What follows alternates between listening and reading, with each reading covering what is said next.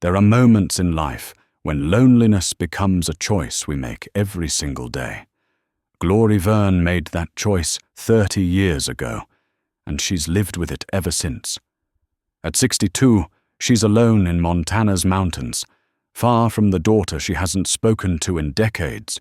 When a blizzard hits and a dying wolf collapses outside her tent, she faces a simple decision. Let it freeze or let it in. She opens the flap. Through the long night, woman and wolf share warmth in silence. But when morning comes, the wolf does something unexpected. It doesn't run. It walks to the edge of the frozen lake and starts digging. What it uncovers will pull Glorie back to a promise she broke long ago. What was buried beneath that snow? Before we jump back in, tell us where you're tuning in from. And if this story touches you, make sure you're subscribed, because tomorrow I've saved something extra special for you. 3 weeks before the wolf appeared, Glorie Vern woke to the sound of silence. Not the absence of sound, mind you, but the particular quality of quiet that settles over the Bitterroot Mountains in early October. The kind that wraps around a person like a familiar coat, heavy with the weight of seasons turning and time passing.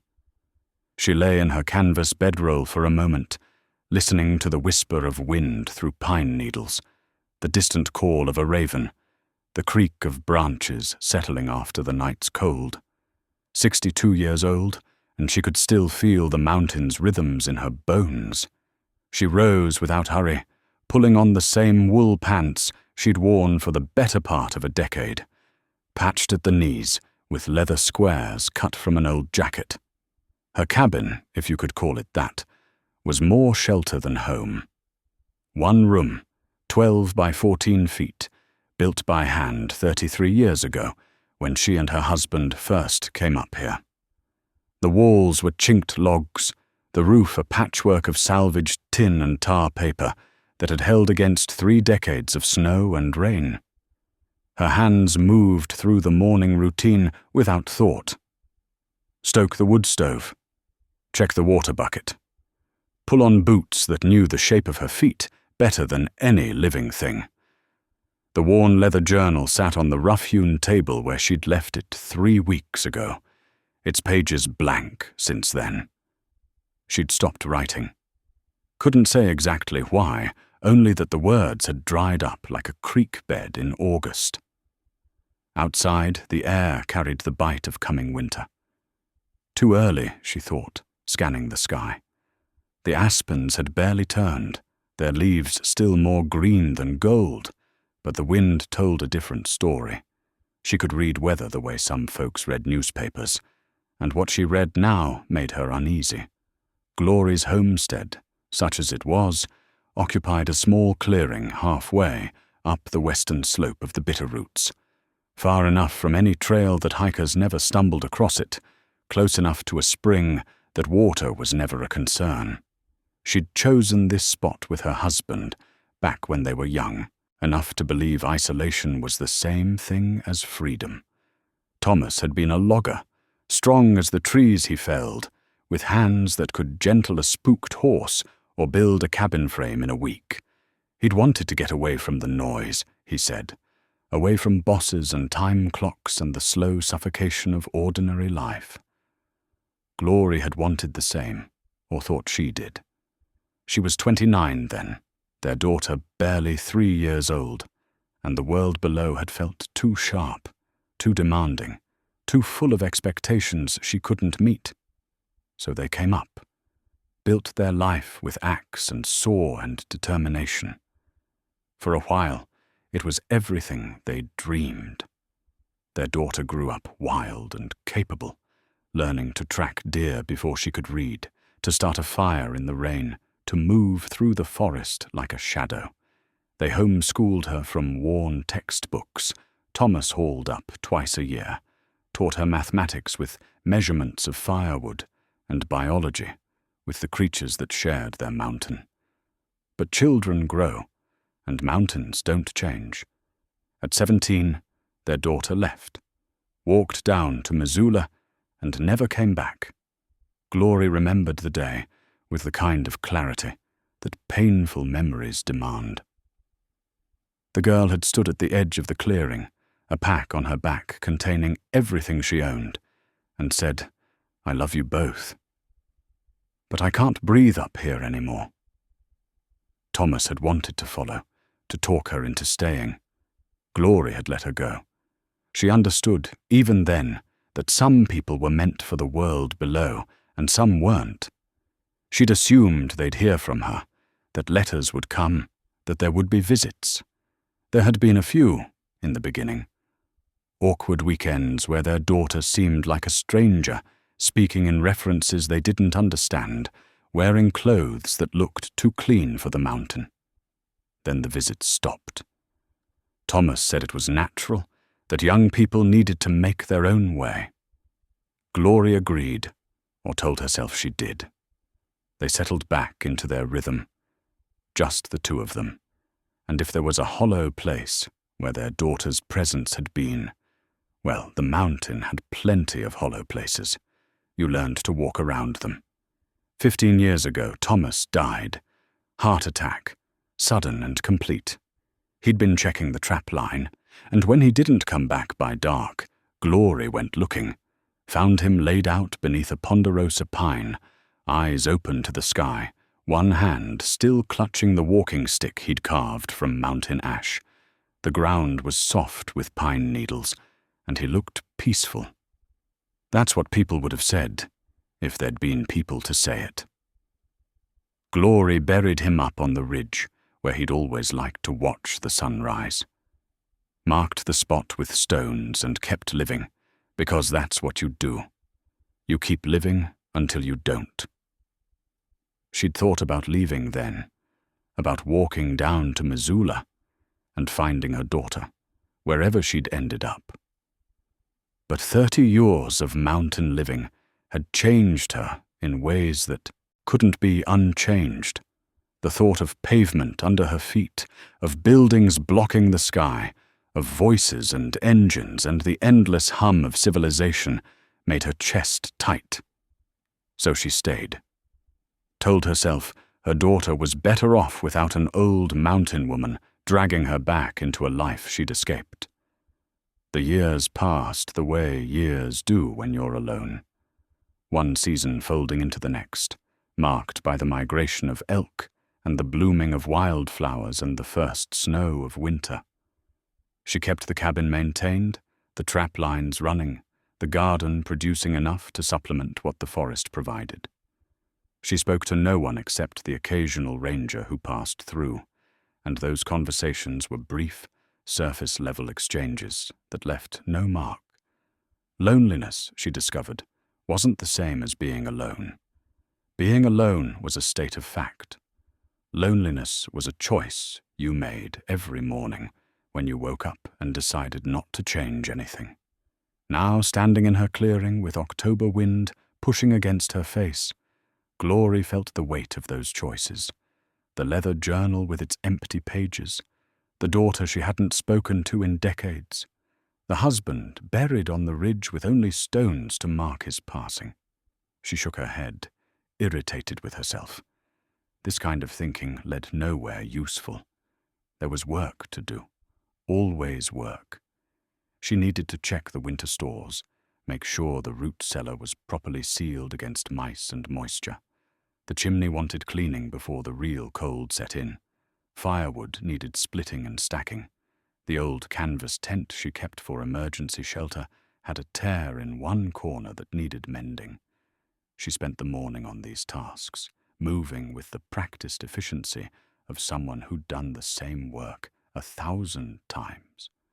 Her body ached more than it used to, shoulders stiff from years of hauling water and splitting wood, knees that complained on cold mornings, hands marked with scars and calluses, the skin rough as tree bark. But she was strong still, capable. She could hike 15 miles without stopping, could track an elk across 3 ridges, could read the forest in ways that younger, fitter people never learned.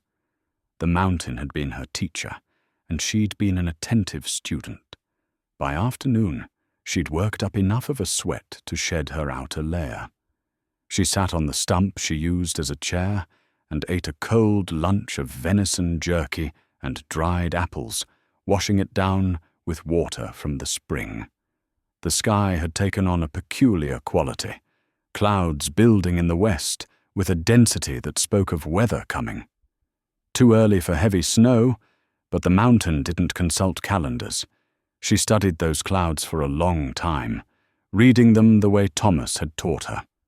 High cirrus feathering out from a dark core, wind shifting to come from the northwest, pressure dropping, making her old injuries ache with reliable prediction. A storm was building, a big one, arriving ahead of schedule. Glorie made a decision then, the kind you make when you've lived in wild places long enough to trust your instincts. She'd head up to the high lake tomorrow, check the emergency cache she kept there. If the storm hit while she was up top, she had the canvas tent and enough supplies to wait it out. Better to be prepared and not need it than the other way around. She spent the rest of the afternoon getting ready, packed the tent, rolled tight and strapped to her pack frame, added dried food, matches in a waterproof container, spare wool socks, a tin cup, and a small pot, her hunting knife on her belt, her husband's old compass in her pocket.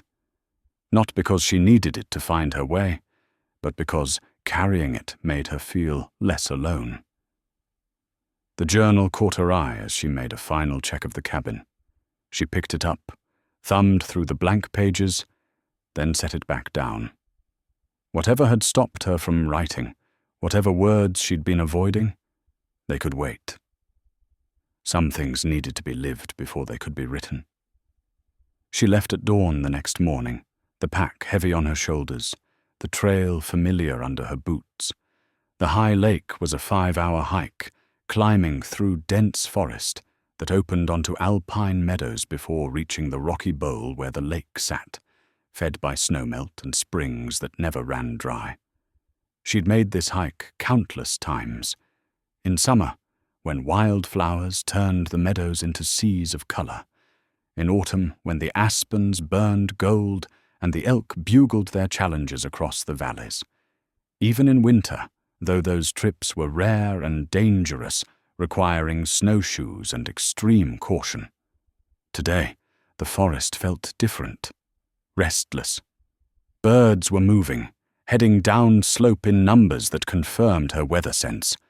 The squirrels were frantic, gathering and storing with an urgency that spoke of hard times coming. Even the wind seemed to carry a warning, gusting through the trees in irregular patterns that made the branches creak and sway. Glorie climbed steadily, her breath coming easier than it had any right to given her age. Mountain living kept you hard, or killed you, and she'd always chosen hard. She reached the lake by early afternoon. It sat like a mirror in its rocky bowl, reflecting the clouds that now covered most of the sky. Her emergency cache was tucked under an overhang on the north shore, a waterproof box containing rope, fishing line, fire-starting materials, and a few basic tools.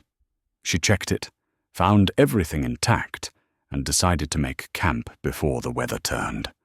The canvas tent went up quickly, staked against the wind that was already beginning to pick up. She gathered firewood from the stunted pines that grew near the tree line, built a fire ring with stones, and got a small blaze going. The temperature was dropping fast now, the clouds pressing down like a lid on a pot. By sunset, the first flakes were falling. By full dark, the blizzard had arrived in earnest. Glorie sat in her tent, feeding small sticks to the fire. She'd built just outside the entrance, watching snow accumulate with frightening speed. This was no ordinary early-season snow. This was the kind of storm that killed unprepared hikers and turned familiar landscapes into deadly mazes. She was prepared, though. She had shelter, fire, food, and enough experience to know when to hunker down and wait. The tent canvas snapped and billowed in the wind, but the stakes held.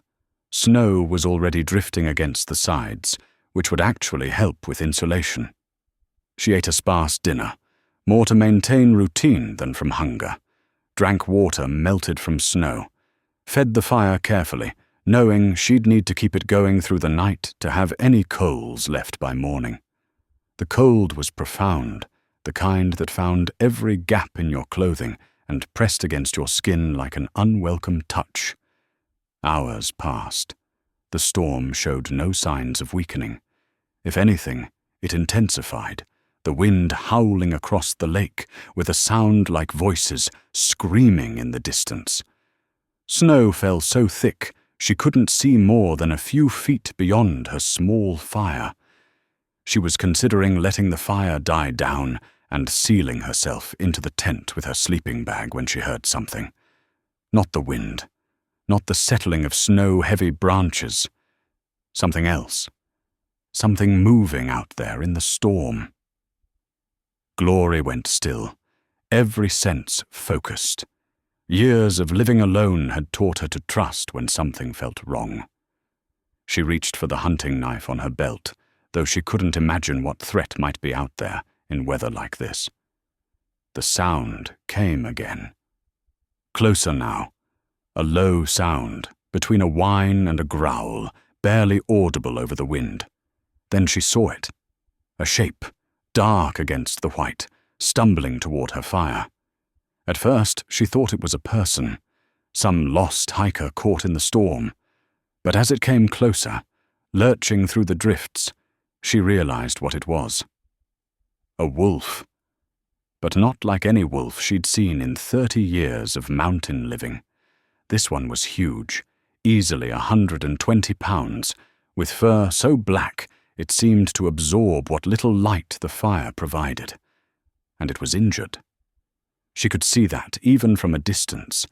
It moved with a lurching gait, favoring its left side, and its breath came in labored gasps that sent clouds of steam into the frozen air.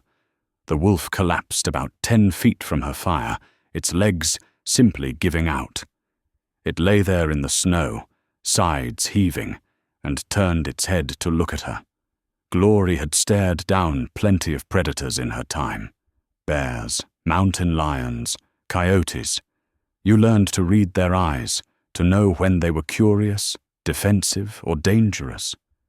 This wolf's eyes held something she'd never seen before. Recognition, or maybe plea. Something that looked almost human in its desperation. Every instinct she'd honed over 3 decades told her to let nature take its course. Wolves were dangerous, unpredictable. This one was dying, and interfering with that process went against everything the mountain had taught her.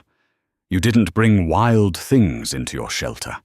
You didn't put yourself at risk for something that would just as soon tear out your throat.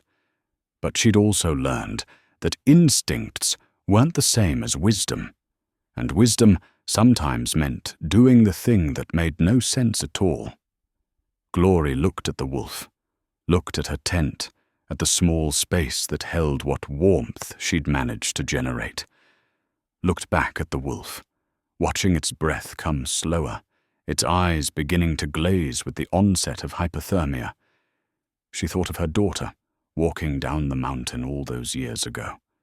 Thought of Thomas, dying alone under a pine tree. Thought of herself, choosing loneliness every single day for 15 years. Then she stood, walked to the tent entrance, and opened the flap wide. "Come on then," she said, her voice rough from disuse. "If we're both going to die tonight, might as well do it together." The wolf lifted its head, and for a moment, Glorie thought it wouldn't move, that she'd made the offer too late. Then, with what must have been its last reserve of strength, it dragged itself forward.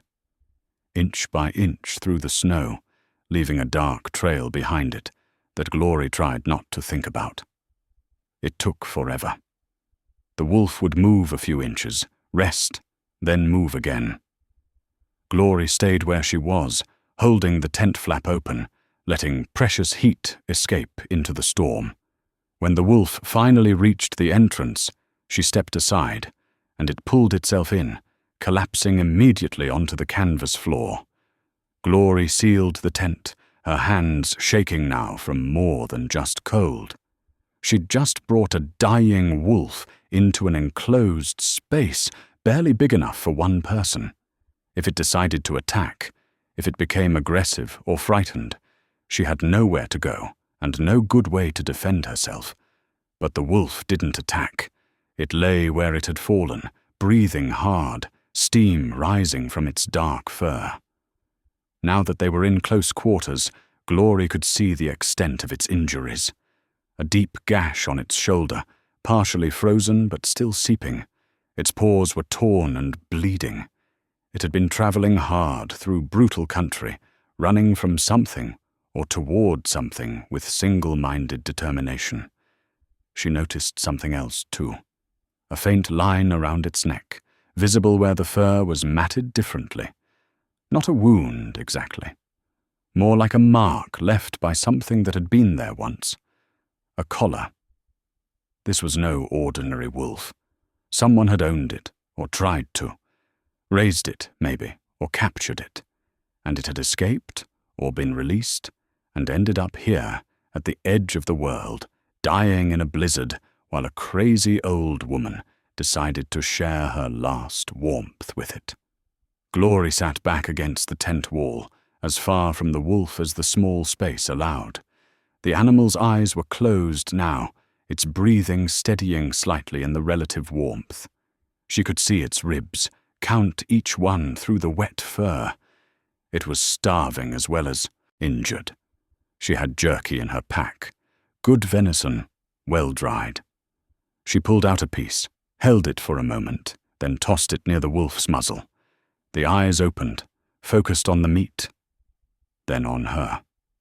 Slowly, carefully, the wolf took the jerky and ate it, managing somehow to make the action seem grateful rather than aggressive.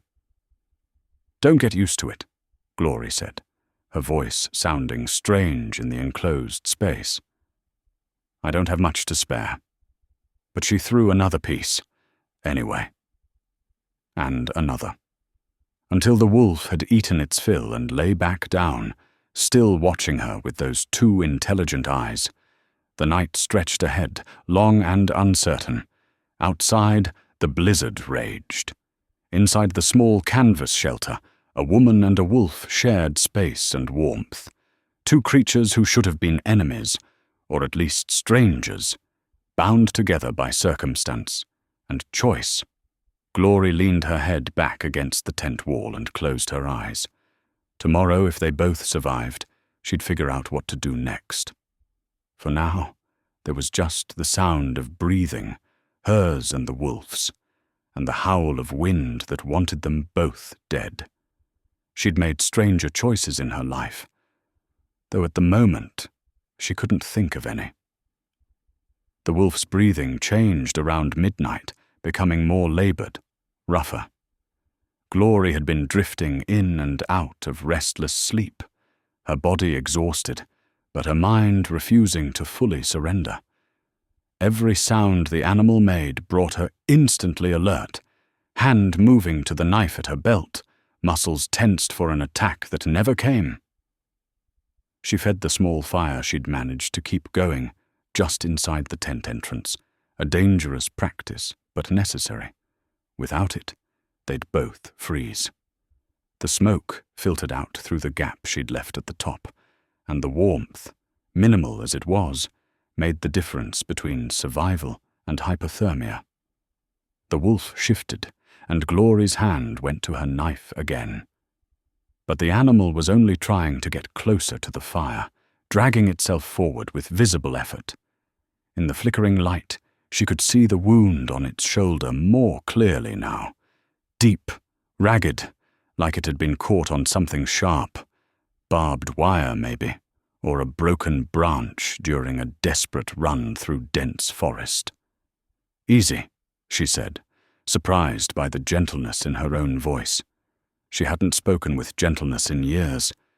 "You keep moving around. You'll tear that open worse." The wolf settled, but its eyes remained fixed on her. There was something unsettling about that gaze, an intelligence that went beyond animal awareness. Glorie had spent her life around wild creatures, had tracked and hunted and observed them in every season and circumstance. She knew how animals looked at you, with wariness, with hunger, with fear or aggression or simple disinterest.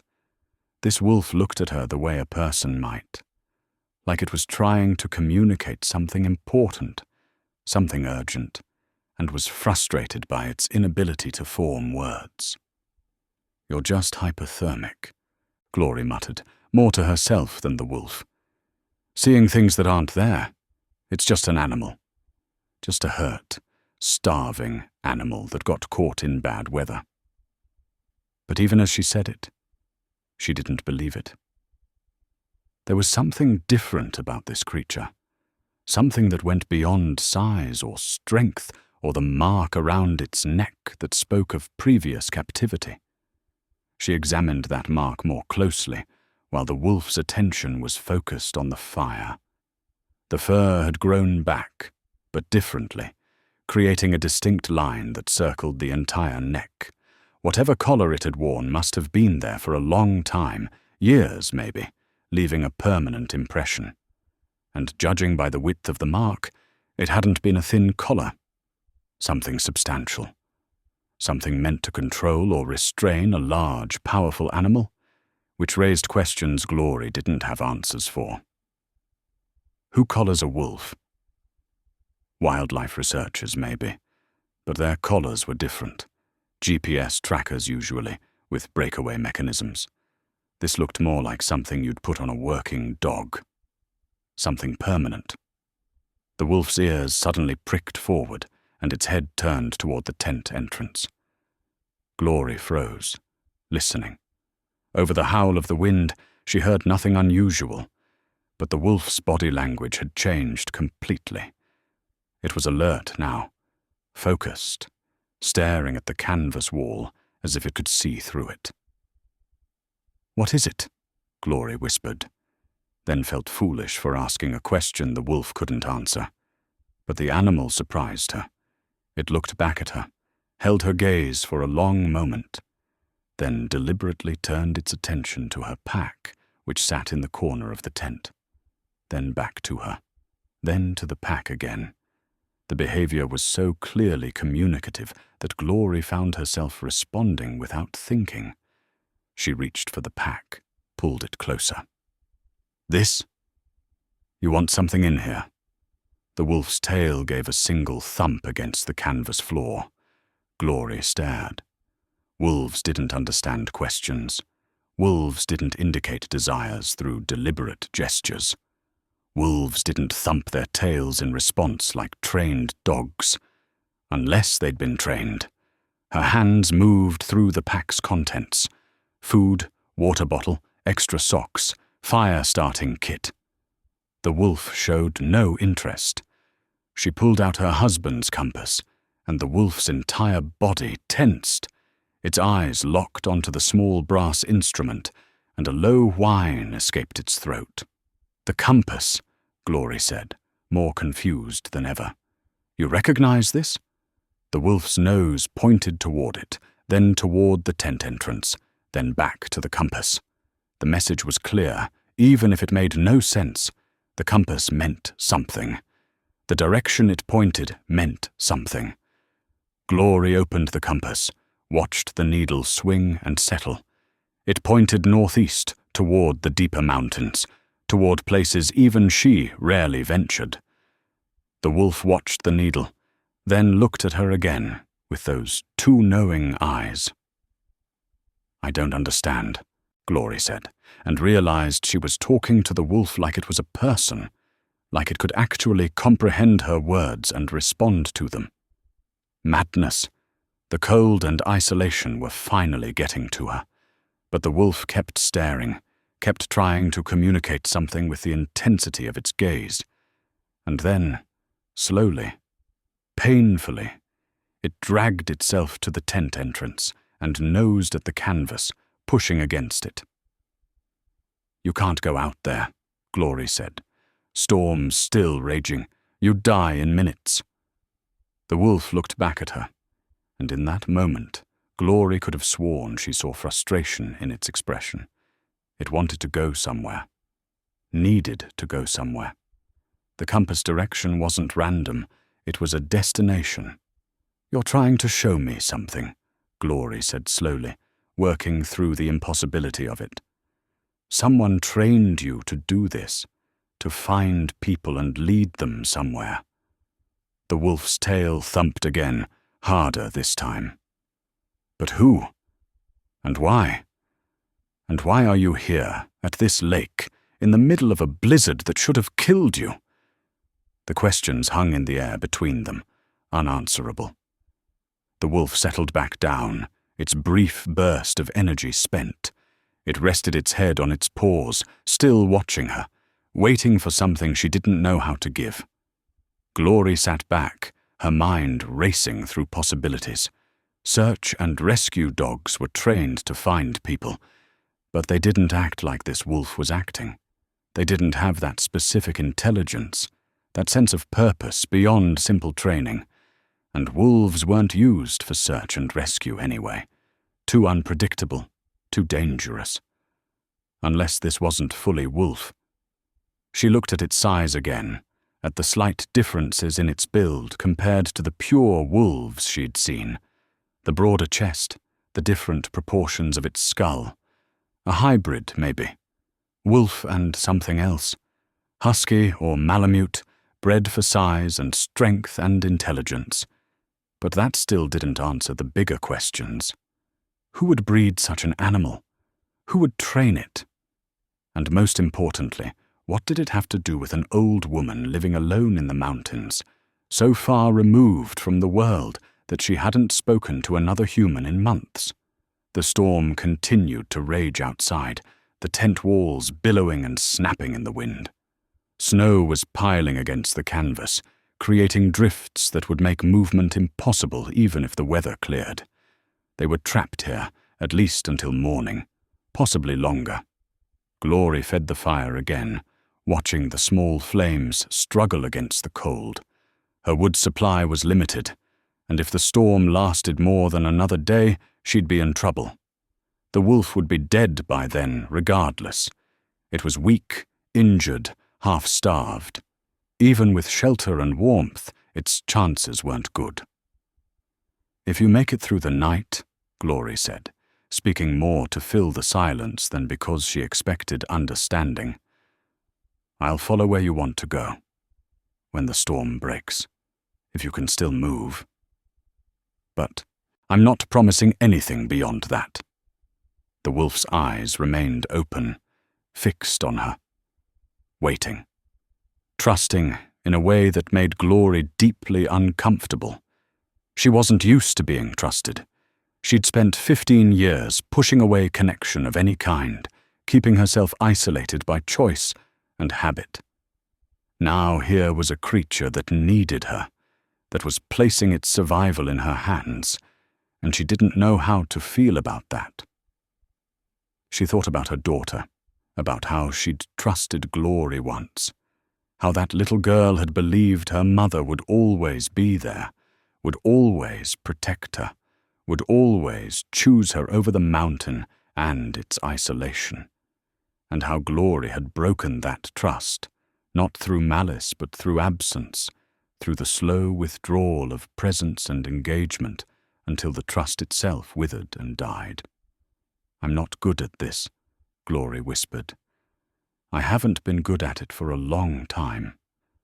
The wolf made a soft sound, not quite a whine, more like a sigh. Its eyes finally closed, and its breathing deepened into something like sleep.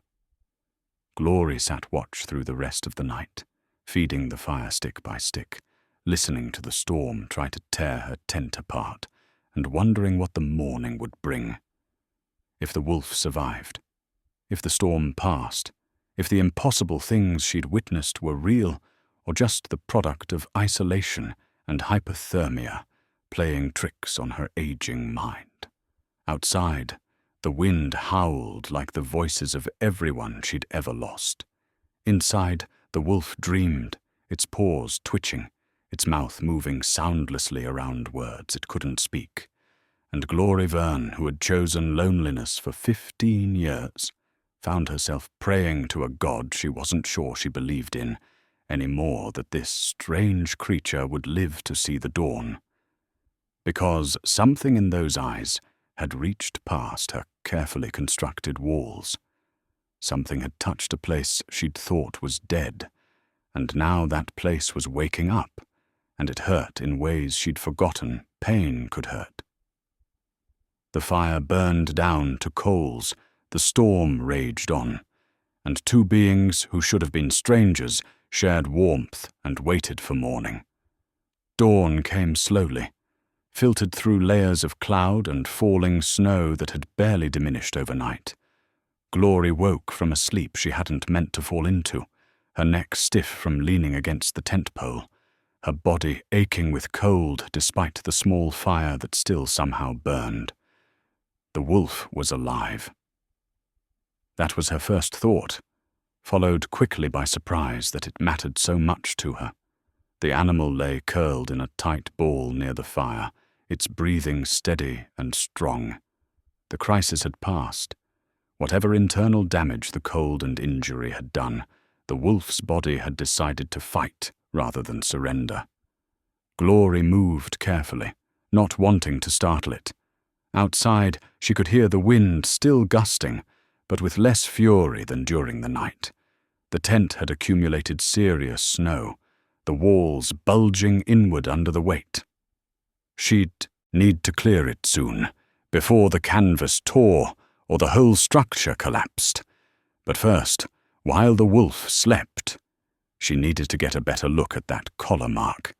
She edged closer, moving with the same slow patience she'd use approaching any wild creature. The wolf's ears twitched, but it didn't wake.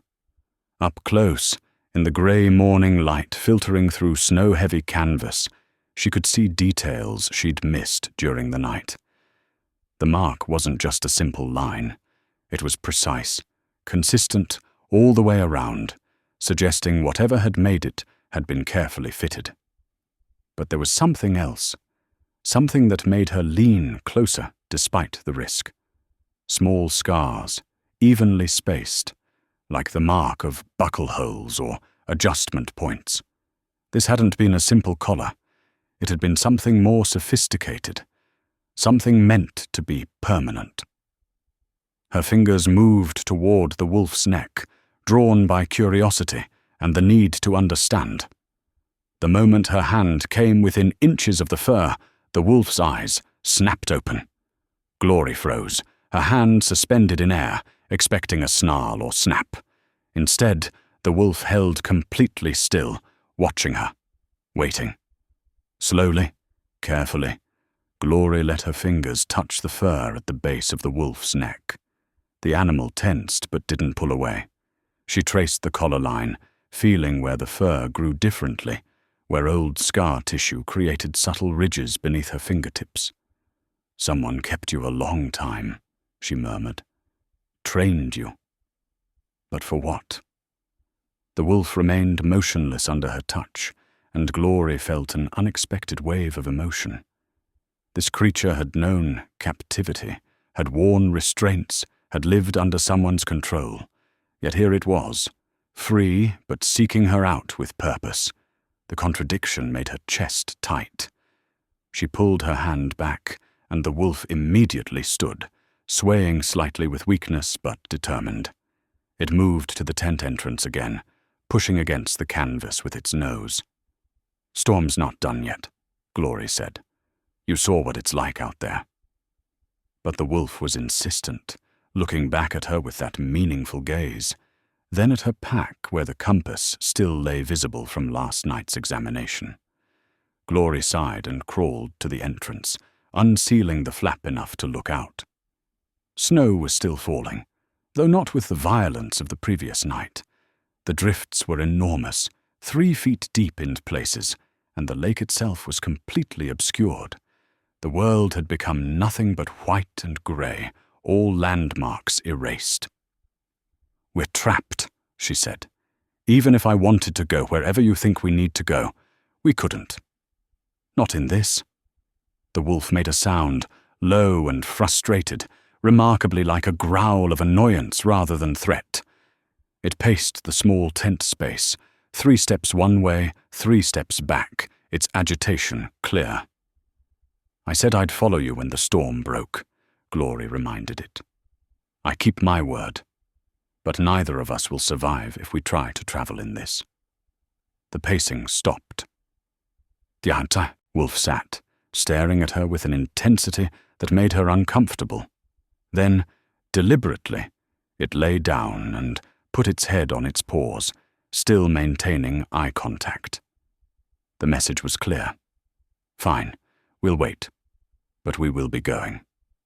Glorie shook her head, amazed at the clarity of the communication. "You're no ordinary wolf dog," she said. "Whoever trained you knew what they were doing." She thought back to stories she'd heard over the years, mostly from rangers who passed through. Stories about experimental programs, about attempts to create search and rescue animals with enhanced capabilities. Most of them ended in failure because wolves, even hybrids, were too unpredictable, too wild. They couldn't be trusted to follow commands in the same way dogs could. But this wolf was different. It had purpose beyond survival. It had a mission it was determined to complete, even injured and half-starved. That kind of single-minded focus spoke to training that went beyond simple commands. It spoke to bonding, to a relationship between animal and handler that created loyalty deep enough to override even base instincts. "Who trained you?" Glorie asked softly. "Who did you belong to?" The wolf's ears pricked forward at the question, as if it understood, as if it was trying to answer but couldn't find the way. A memory surfaced, unbidden. Thomas, sitting by the fire during one of their first winters on the mountain, talking about dogs he'd known as a boy. "The smart ones," he'd said. "They understand more than we think. They read us better than we read ourselves. Sometimes I think they know what we need before we do." Glorie had laughed at the time, accused him of sentimentality. But watching this wolf now, seeing the intelligence in its eyes and the determination in its posture, she wondered if Thomas had been right. Maybe some creatures did understand more than we gave them credit for. Maybe this wolf knew something she didn't, something important enough to drive it through a killing storm to find her. But why her? That question nagged at her. She was nobody, just an old woman living alone, disconnected from everyone and everything. What could a trained wolf possibly need from her? Unless... The thought struck her with enough force to make her suck in a breath. Unless the wolf hadn't been sent to her randomly. Unless someone had specifically directed it to find her. Someone who knew where she was, who she was. Someone who wanted her to go somewhere, to see something, to do something she'd been avoiding. She thought of her daughter, the one person in the world who would know her location. But that made no sense.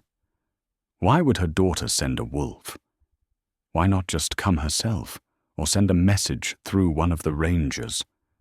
Unless her daughter couldn't come. Unless something had happened that made direct contact impossible. Glorie's hands started to shake. She'd spent 15 years telling herself that her daughter was fine, living her life somewhere down in the civilization, happy without the burden of a mountain-dwelling mother. She'd made that story so solid in her mind that questioning it felt like tearing open an old wound. But what if the story was wrong? What if something had changed, and this wolf was the message, the messenger, the way back to a connection she'd thought was permanently severed. "Is it about my daughter?" she asked the wolf, hearing the tremor in her voice. "Did someone send you because of her?" The wolf stood again, moved close enough that she could feel its breath, warm against her cold face. It held her gaze, and in that moment, Glorie saw something that looked remarkably like confirmation. Yes. Finally, you understand. Her chest constricted. Fear and hope mixed into something painful, something she hadn't allowed herself to feel in years. If something had happened to her daughter, if she was needed, but she'd abandoned that role, given it up voluntarily when she chose the mountain over everything else. She had no right to step back into it now. No right to call herself a mother after 15 years of silence.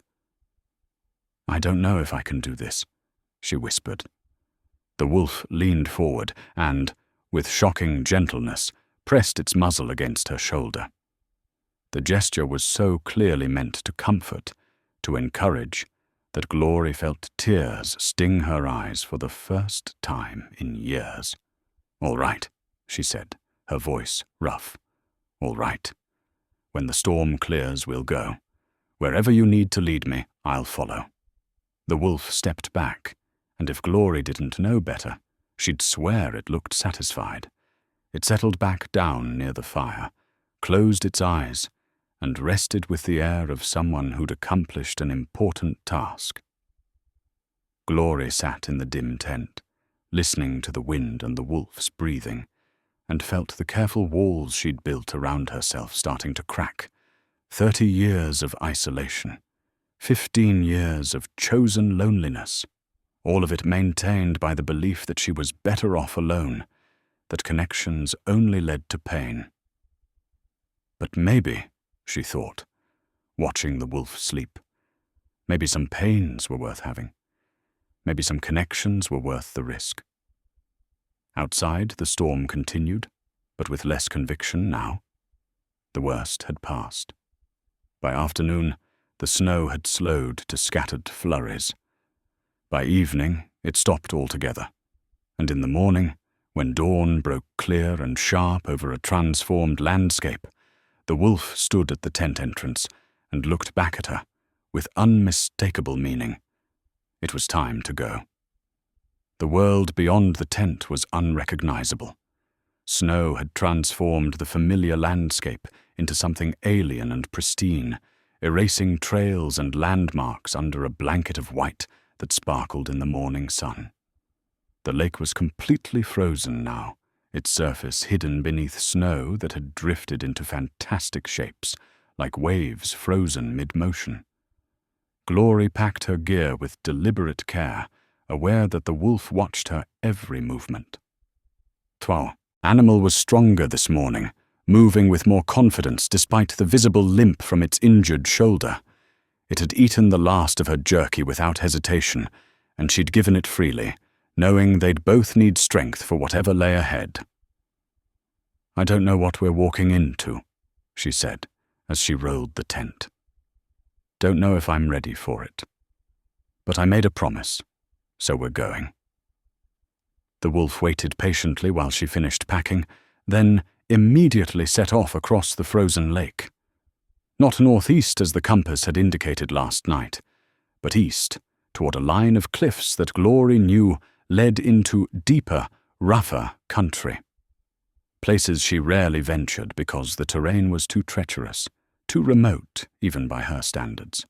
They moved slowly through the deep snow, the wolf breaking trail with effort, Glorie following in its tracks. The sun was brilliant but provided little warmth, and her breath formed clouds that hung in the still air. Every step required concentration. A wrong placement could mean a fall, a twisted ankle, or worse in country this isolated.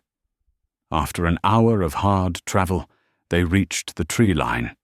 The wolf stopped, turned to check that she was still following, then continued into the forest.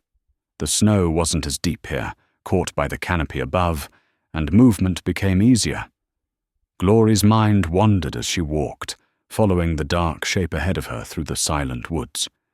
She thought about the last time she'd seen her daughter's face. 17 years old, determined and frightened in equal measure, standing at the edge of their clearing with a pack that contained everything she owned. "I'll write," the girl had said. "I promise I'll write." And she had for a while. Letters had come, delivered by rangers who made the long hike up to check on the isolated couple. Letters full of details about a life Glorie couldn't quite picture. College applications, part-time jobs, friends with names that all seemed interchangeable. Then the letters had stopped, and Thomas said it was natural, that young people got busy with their lives, that they'd hear from her again when she was ready. But they never did. Or rather, Glorie never did, because Thomas died before any more letters arrived. If they arrived at all. She'd told herself the silence was her daughter's choice, that the girl had moved on and forgotten about her mountain-dwelling parents. Now, trudging through snow behind a wolf that shouldn't exist, Glorie wondered if she'd been wrong about everything. The wolf stopped suddenly, so abruptly that Glorie almost ran into it. The animal stood rigid, staring at something ahead. Glorie followed its gaze and saw a break in the trees, an opening that led to what looked like a narrow canyon. "That way?" she asked.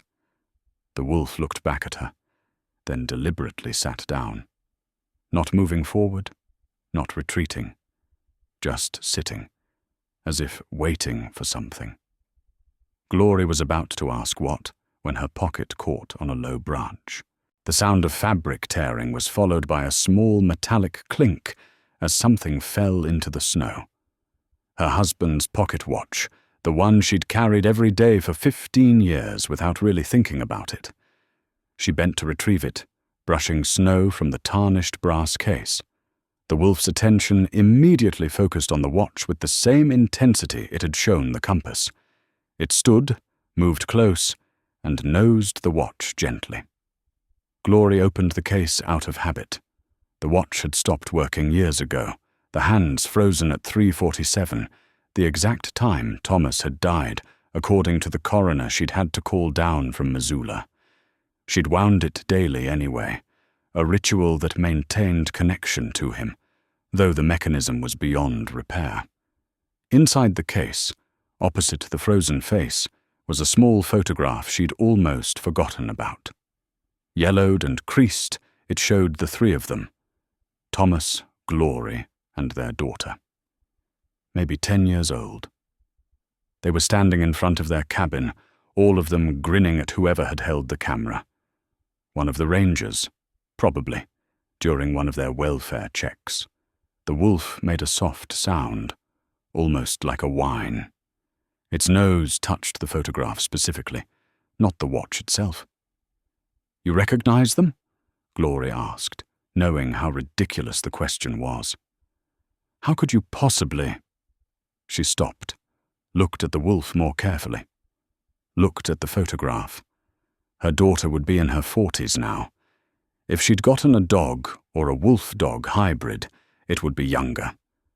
But if someone else had gotten one, someone who knew the family, who had this photograph or one like it.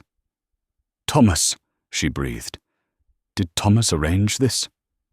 The wolf's tail wagged once, a clear affirmative. Glorie sank down into the snow, her legs suddenly unable to hold her weight. The watch felt impossibly heavy in her hand. He knew he was dying. He must have known. Heart problems don't come on suddenly like that. He must have had symptoms, warnings.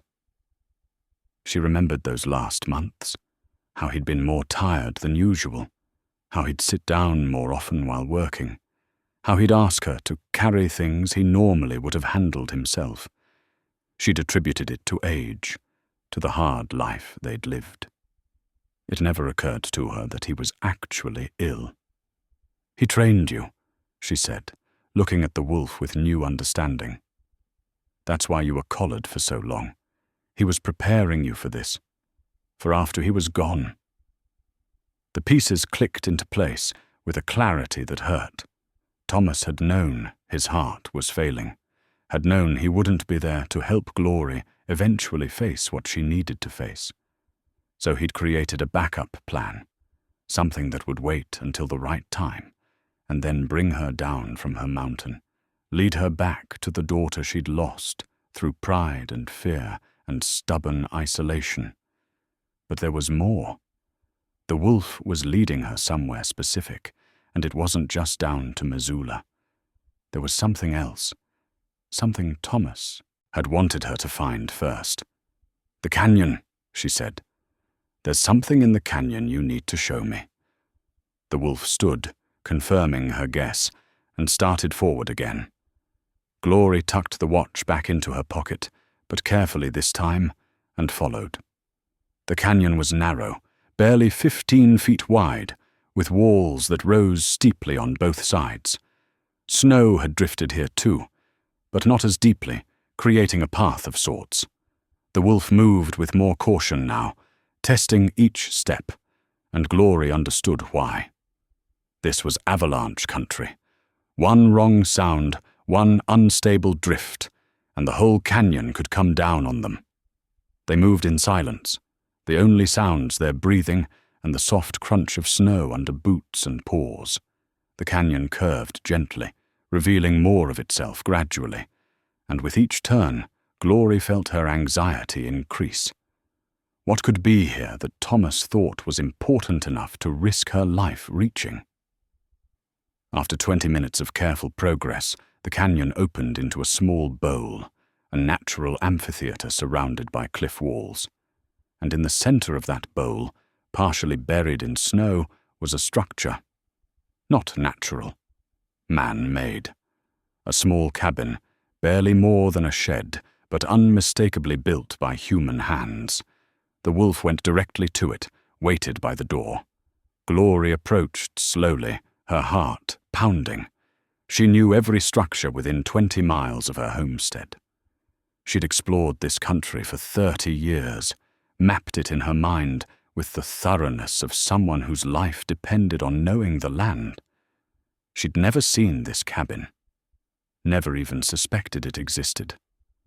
The door wasn't locked. She pushed it open, hinges creaking with rust and disuse. Inside was darkness, but enough light filtered through to show shapes. A table, chairs, something covered with a tarp in the corner. She pulled out her flashlight, clicked it on, and swept the beam around the interior. The cabin was small, maybe 10 by 10, with a dirt floor and walls made from rough-cut logs. But it was furnished, deliberately and carefully. A cot with blankets folded precisely, a wood stove that looked functional, shelves with supplies, all organized with military precision, and on the table, centered exactly in the middle, was a metal box, rusted but intact, with a simple latch that opened at her touch. Inside were letters, dozens of them, bundled with string, and on top of the bundles, a single envelope with her name written in Thomas's careful handwriting. Glorie picked up the envelope with shaking hands. The wolf sat beside her, watching as she broke the seal and pulled out pages covered in her dead husband's familiar script. "My dearest Glorie," it began, "if you're reading this, then my heart finally gave out. And you've been alone on that mountain far longer than I ever wanted. I'm sorry. For dying, yes, but more for what I did while I was alive." Her vision blurred. She blinked hard, forced herself to keep reading. "I lied to you about the letters from our daughter. They didn't stop coming. I hid them. All of them. Every birthday card, every Christmas letter, every attempt she made to reach out. I told myself I was protecting you, protecting us, protecting the life we'd built. But I was really just protecting myself from losing you." The words hit like physical blows. Glorie's hands trembled so badly she almost dropped the pages.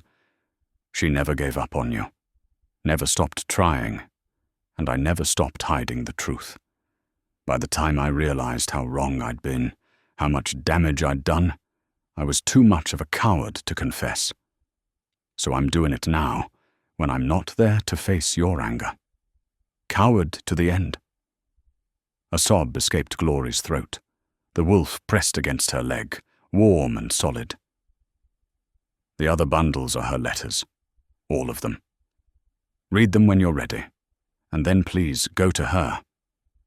The wolf, his name is Shadow, and yes, I trained him specifically for this, will lead you the rest of the way. She needs you, Glorie. Something's happened. Something I found out about right before I died. Something that makes my betrayal even worse, because now you've lost years you could have had together.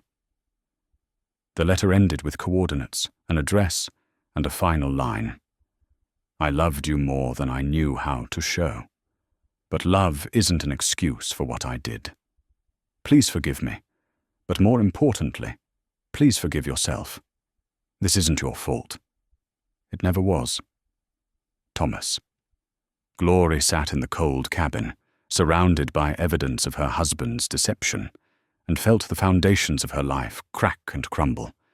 30 years of isolation based on a lie. 15 years of loneliness she'd chosen because she believed herself abandoned. And all along, her daughter had been writing, trying, reaching out. Shadow, the wolf, finally had a name, whined softly and pressed closer. She never stopped, Glorie whispered, all this time, and she never stopped. The bundles of letters sat before her like accusations, like gifts, like the fragments of a relationship she'd thought was dead but had only been buried. She reached for them with shaking hands, knowing that reading them would hurt, would show her everything she'd missed, every birthday and milestone and moment she should have been there for. But she also knew she had to read them, had to understand, had to see what had been kept from her, and what might still be possible to salvage. Outside, the sun climbed higher. Inside the hidden cabin, Glorie Vern began to read her daughter's letters, and with each one, her heart broke and mended in equal measure. Glorie read through the night, unable to stop. The cabin had enough firewood stacked against one wall to keep the small stove burning, and Shadow curled up near it, apparently content to wait while she absorbed years of missed connection. The first letters were angry. Her daughter, Lily, her name was Lily, though Glorie had started thinking of her as just the daughter, years ago as a form of self-protection, had been furious at the silence. 23 years old, working 2 jobs to pay for college, living in a tiny apartment in Missoula, and desperate to understand why her mother wouldn't respond to her letters. I know you chose the mountain, one letter read. I know you and Dad needed that isolation. But I thought I meant something too. I thought you'd want to know how I'm doing, what I'm building, who I'm becoming. Was I that easy to forget? The words cut deep because Glorie had never forgotten.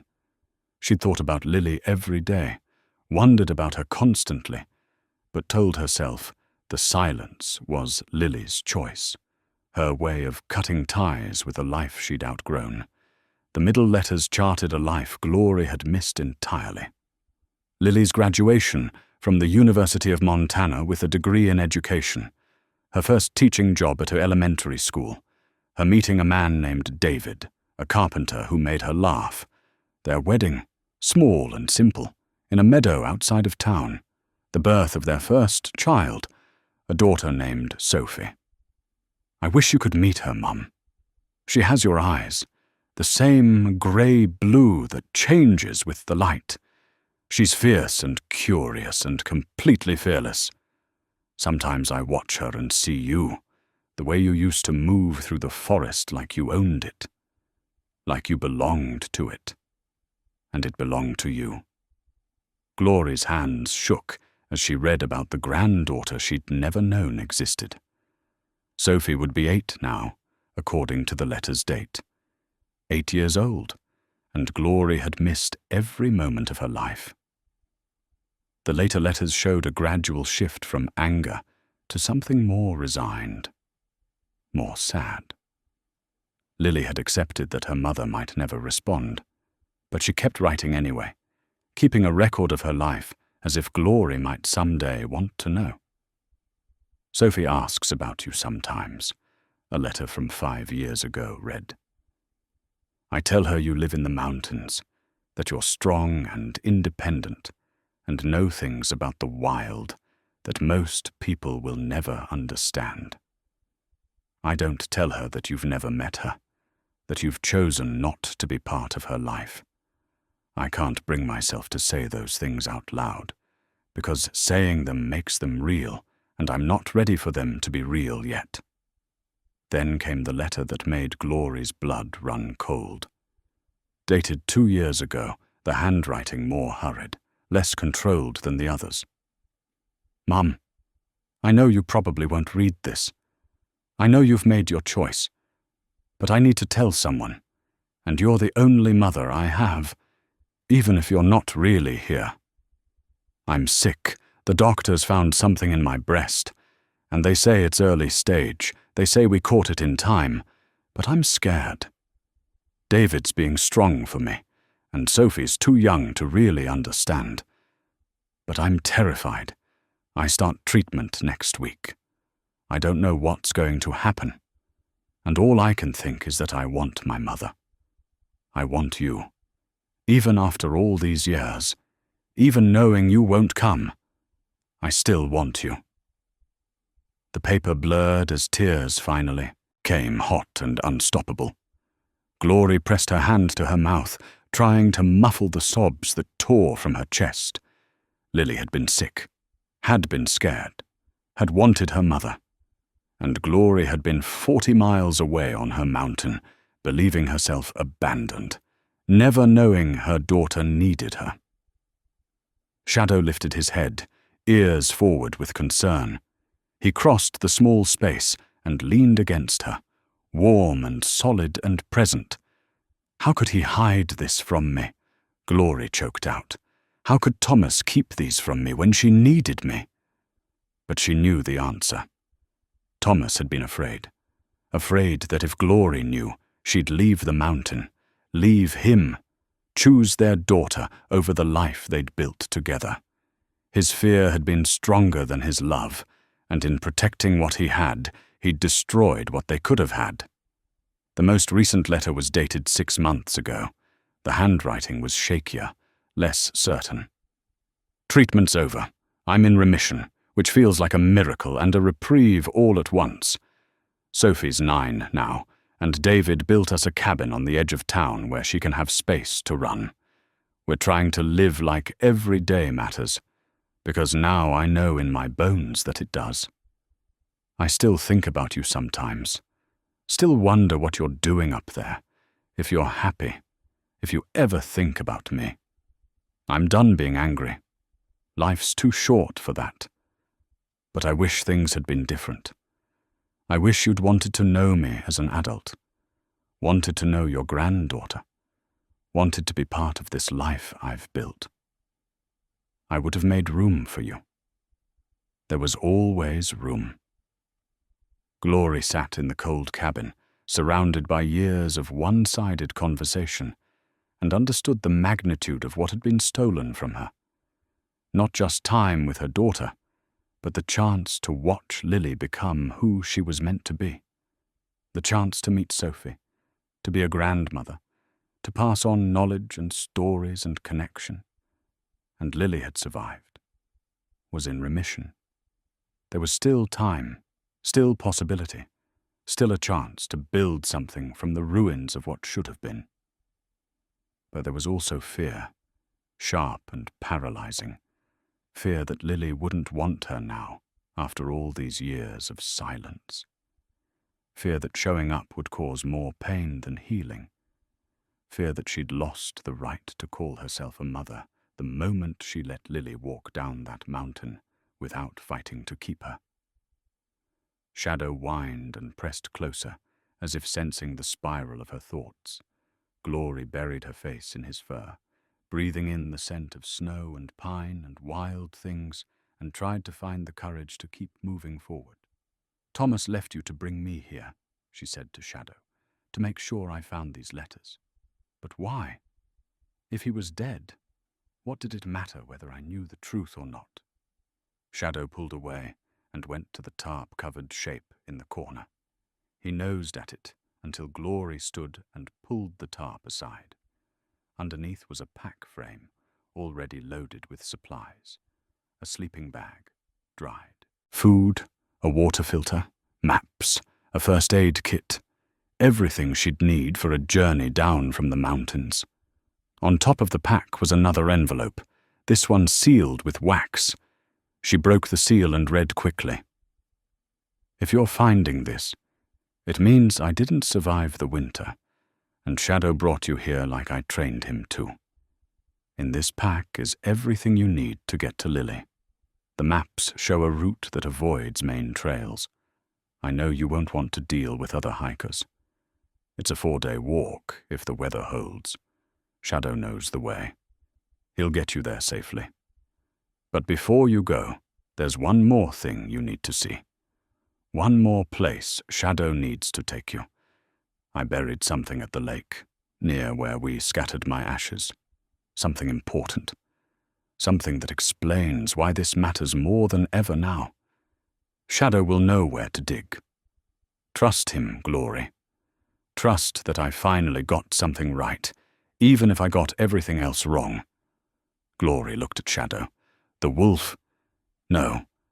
The dog, because that's what he really was. A wolf-dog hybrid, trained with patience and purpose, met her gaze steadily. "The lake," she said. "We need to go back to the lake." Shadow's tail wagged. He moved to the door, ready. Glorie gathered the letters carefully, bundling them back together and placing them in the pack, along with Thomas's confessions. The supplies he'd left were good quality, well chosen. He'd thought of everything except how to be honest while he was alive. They left the hidden cabin as the sun reached its zenith, retracing their path through the canyon and back through the forest. The journey took hours, the deep snow forcing them to move slowly. But Shadow seemed energized now, moving with purpose. They reached the lake in late afternoon. The surface was completely frozen, the shoreline transformed by snow into smooth, sweeping curves. Shadow led her to the north side, to a spot near the tree line where the snow had drifted particularly deep. "Here?" Glorie asked. Shadow began to dig, his powerful front legs churning through snow with determination. Glorie joined him, using her hands to clear away the white powder. They dug for 20 minutes before hitting something solid. Not rock. Metal. Glorie's fingers found edges, a handle. She cleared more snow, revealing a metal box about the size of a toolbox, rusted but intact. It had been buried deliberately, protected from the elements, but not meant to stay hidden forever. She pulled it free and brushed off the remaining snow. No lock, just a simple latch that opened with effort. Inside, wrapped in oilcloth, were more papers, and photographs, and a hand-drawn map with locations marked in Thomas's careful hand. The top document was a letter, but not from Thomas. This one was official, from a hospital in Missoula. A medical report, addressed to Thomas, dated 3 months before he died. It was about Lily, about her diagnosis, her treatment plan, her prognosis. Thomas had known his daughter was sick, had known she was scared, and he'd still kept the truth from Glorie. But there was more. Stapled to the medical report was another document, a will, Lily's will, naming her daughter Sophie as her primary beneficiary, and including a letter to be given to Sophie if the worst happened. Glorie unfolded the letter with shaking hands and read her daughter's words to the granddaughter she'd never met. Dearest Sophie, if you're reading this, it means I didn't beat this thing after all. I'm so sorry. I fought as hard as I could because I wanted to see you grow up, wanted to be there for all the moments that matter. But some battles we don't get to win. I want you to know about your grandmother. Your dad knows where she lives. Coordinates are in this envelope. She's up in the Bitterroot Mountains, living off-grid in a place your grandpa built before I was born. She's strong and fierce and knows more about surviving in the wild than anyone I've ever met. She chose that life over me, and for a long time I was angry about it. But I understand now that people are complicated, that choices get made for reasons that seem important at the time, even if they turn out to be wrong. I want you to find her, Sophie. I want you to tell her about me, about yourself, about the life we built. Not because she deserves it, but because you deserve to know where you come from. You deserve to have that connection, even if it's late, even if it's complicated. Tell her I forgave her. Tell her I never stopped loving her, even when I was angry. Tell her there's a place for her in your life if she wants it, because family isn't just about who raised you. It's about who shows up when it matters. Glorie sat back in the snow, the papers clutched in her hands, and felt the full weight of what Thomas had done. He'd gathered all of this. He'd known Lily was sick. He'd read her will, seen her plans to send Sophie up the mountain someday to find her grandmother. And instead of telling Glorie, instead of giving her the chance to go to her daughter while there was still time, he'd kept it secret until his own death forced his hand. She survived, Glorie said aloud, needing to hear the words. The letter is from 2 years ago, but the most recent one said she's in remission. She survived, but barely, and without her mother, without the support she'd asked for, needed, deserved. Shadow sat beside her, patient as stone, waiting for her to process, to decide, to act. The sun was setting, painting the snow orange and pink. The lake stretched before her, frozen and silent, holding its secrets beneath layers of ice. This was where Thomas had wanted his ashes scattered. This was where he'd buried his confession and his hope that somehow, someday, Glorie would find it and do what he'd been too afraid to do while alive. I'm going to her, Glorie said, surprising herself with the certainty in her voice. Tomorrow, first light. Shadow, you're going to take me to my daughter, and I'm going to beg her forgiveness for 30 years of absence. I don't know if she'll give it. I don't know if I deserve it. But I'm going to try. Shadow's tail thumped against the snow, once, twice. A clear affirmative. Glorie made camp right there by the lake, too tired and emotionally wrung out to make the trek back to her cabin. She had the pack Thomas had prepared, with everything she needed. She set up her tent in the last light of day, started a small fire, and ate dried food that tasted like nothing.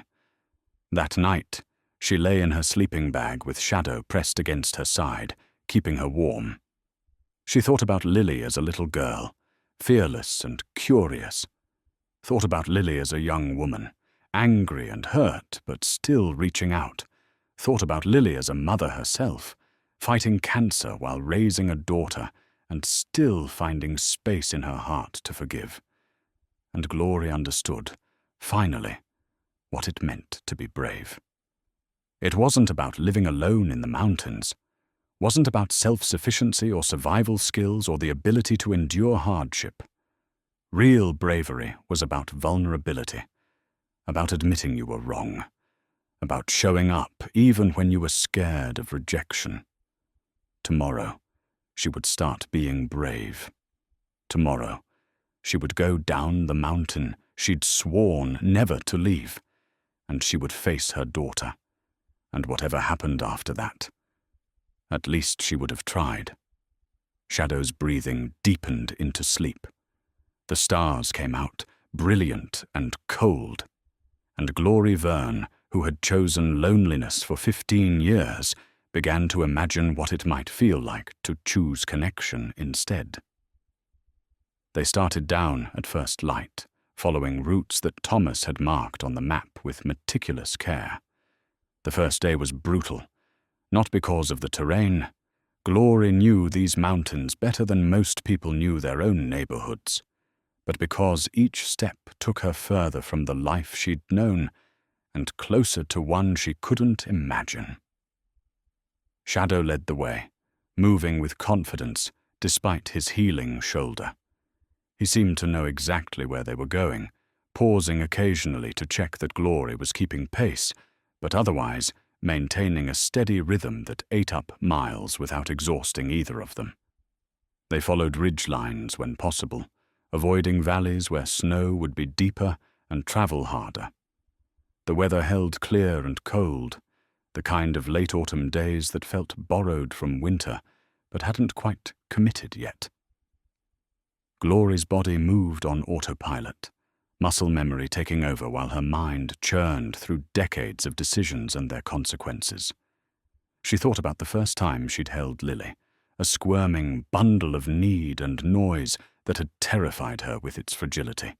She'd been 26, young but feeling ancient, already tired of the world and its demands. Thomas had wanted to raise their daughter on the mountain, away from corruption and compromise, and Glorie had agreed. Or had she? She couldn't remember any more if it had been her choice or his, or if there'd even been a difference between the two after so many years of thinking as a unit rather than individuals. They'd been happy, hadn't they? Those early years with a toddler running through the pines, learning to identify animal tracks before she could write her own name, building snow forts in winter, and swimming in the lake during the brief, brilliant summers. Lily had been happy then. Glorie was sure of it. The unhappiness had come later, as she grew old enough to realize what she was missing. Friends, school dances, the casual socialization that teenagers needed like oxygen. And when Lily left, Glorie had told herself it was inevitable, that some people were meant for the wild and some weren't, and Lily simply wasn't. She'd accepted it the way you accept weather, as something beyond control or influence. But she could have fought, could have followed, could have built a bridge between her world and Lily's, instead of watching to the distance grow until it felt uncrossable. They made camp that night, in a small clearing Thomas had marked on the map. There was a fire ring already built, clearly used before, and a decent supply of dry wood stashed under a tarp that had somehow survived years of weather. Thomas had prepared this route thoroughly, anticipating everything she might need. He knew exactly what he was doing, Glorie said as she started a fire. Knew how I'd react, where I'd stop, what I'd need. He knew me better than I knew myself. Shadow settled near the fire, accepting the dried meat she offered with dignity.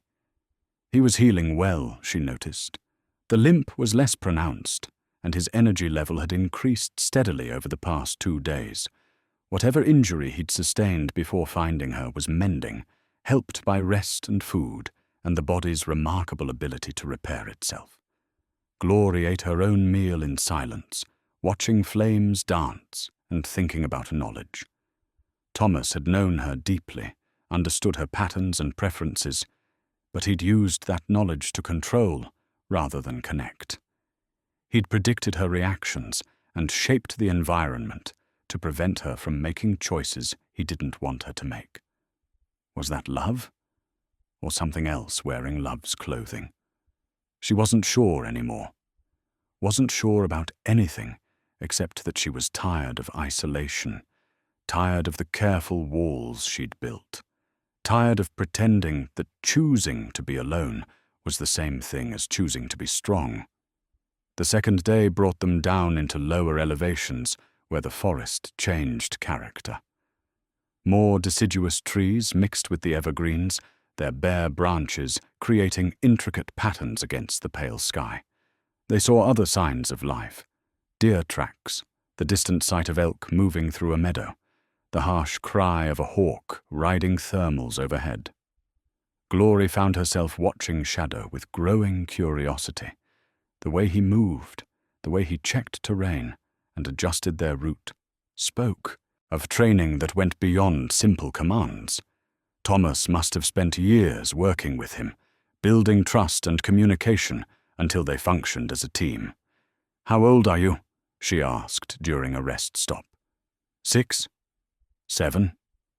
Shadow's ears pricked forward at her voice, but of course he couldn't answer.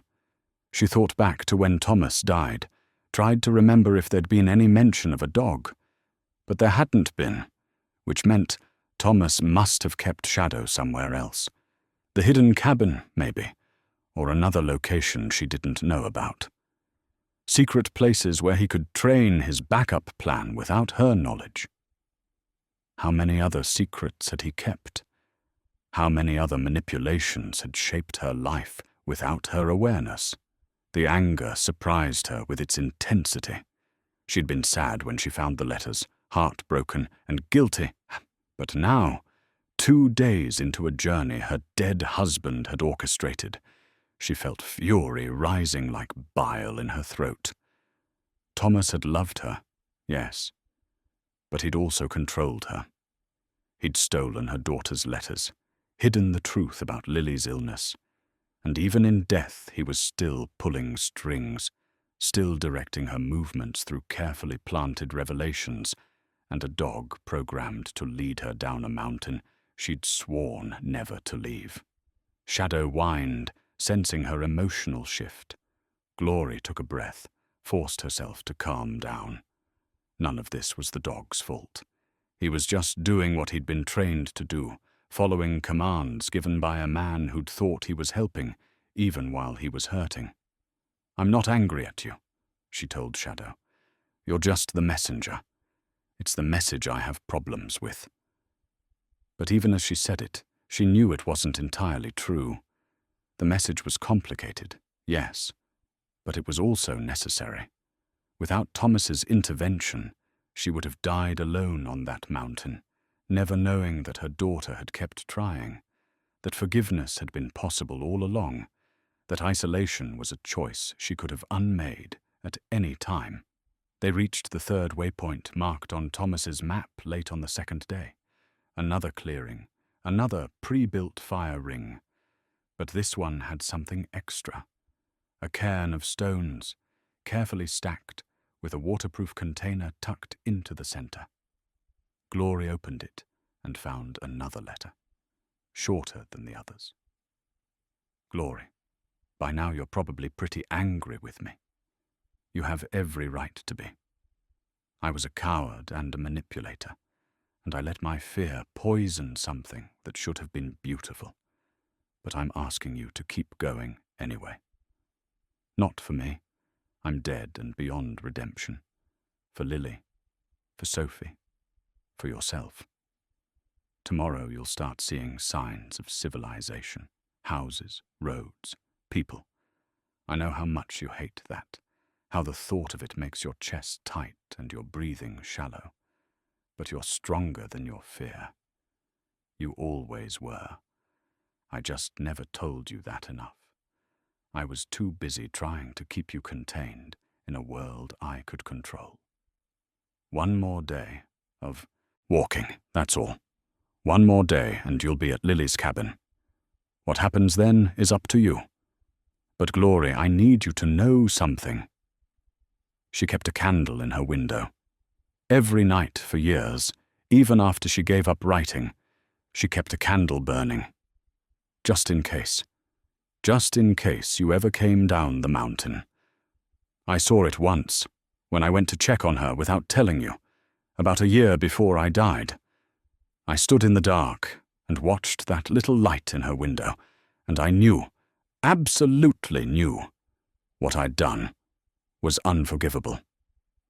But I still didn't tell you.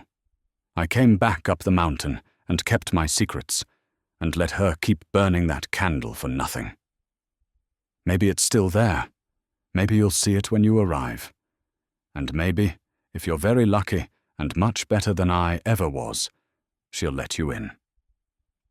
I'm sorry for everything, but especially for not telling you every single day that you were enough exactly as you were, that you didn't need to hide on a mountain to be worth loving, that the world wasn't as terrible as we convinced ourselves it was. Forgive me if you can, but more importantly, forgive yourself. Tay. Glorie read the letter twice, then tucked it back into the container and replaced it in the cairn. The anger was still there, but it had softened into something more manageable. Sadness, maybe, for time wasted and opportunities lost, for a man who'd loved imperfectly and died before he could make it right. She made camp mechanically, her thoughts far away, a candle in the window. Lily keeping vigil for a mother who never came. The image hurt in ways she didn't have words for. That night, she lay awake long after the fire burned down to coals.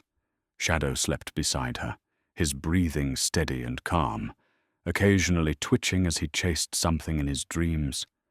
Above, stars wheeled in their ancient patterns, indifferent to human drama and heartbreak. Glorie thought about courage again, about what it meant and what it cost. Tomorrow she would see houses, roads, people. Tomorrow she would have to be a person among people instead of a ghost haunting the high country. Tomorrow she would have to knock on a door and face a daughter she'd abandoned through inaction and fear. And maybe, if she was very lucky, that door would open. Maybe the candle would still be burning. Maybe there would be room for a mountain woman who'd finally found the strength to come down from her isolation and ask for what she should have fought for 30 years ago. She slept eventually, fitfully, and dreamed of candles that burned despite the wind, of doors that opened onto light and warmth, of a little girl with grey-blue eyes who looked at her grandmother without judgment and asked simply, "Why did it take you so long to come home?" In the dream, Glorie didn't have an answer. When she woke, gasping in the pre-dawn darkness, she still didn't. But she was going to go anyway, going to show up without answers, without excuses, with nothing but the truth of who she was and what she'd done. It would have to be enough. It was all she had. Shadow was already awake, watching her with patient eyes, ready to continue, ready to complete the mission Thomas had given him. "One more day," Glorie said, more to herself than the dog. "We can do this for one more day." They broke camp as the sun rose, painting the sky in shades of pink and gold that reminded Glorie why she'd fallen in love with these mountains in the first place. Beautiful and harsh in equal measure, unforgiving but honest. The mountains never lied about what they were or what they demanded. They simply existed, and you either learned to live with them or you didn't survive. People, she was remembering, were more complicated. People lied and hid and hurt each other without meaning to, but people also forgave and hoped and kept candles burning in windows for decades on the slim chance that someone might come home. She shouldered her pack and followed Shadow down the mountain, toward civilization and all its complications, toward a daughter and granddaughter she'd never properly known, toward a reckoning that was 30 years overdue. The sun climbed higher. The air warmed slightly, and with each step, Glorie Vern moved closer to the hardest thing she'd ever done. Harder than surviving winters alone, harder than building a life from nothing, harder than watching her husband die in the wilderness.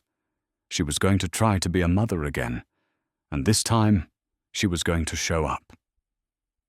They saw the first house around midday on the third day, a small structure tucked into the trees, smoke rising from its chimney in a thin grey line. Glorie stopped so abruptly that Shadow circled back, checking on her with concern visible in his intelligent eyes. "It's fine," she said, though her chest had gone tight and her breathing shallow, exactly as Thomas had predicted. "I'm fine. Just been a while." 30 years, to be precise. 3 decades since she'd seen a human dwelling that wasn't her own cabin or a ranger station. The sight of it, windows that reflected afternoon light, a porch with chairs arranged for sitting, a garden plot marked with stakes for next spring, hit her with unexpected force. People lived there. A family, probably, with routines and connections, and a life that happened behind those walls, a life she couldn't begin to imagine anymore. Shadow pressed against her leg, warm and steady, grounding her. They moved on, giving the house a wide berth, but Glorie couldn't stop looking back at it, couldn't stop thinking about how strange it was that people chose to live so close together when there was so much space available. But maybe, she thought, maybe closeness was the point. Maybe proximity was how normal people kept from disappearing into themselves the way she had.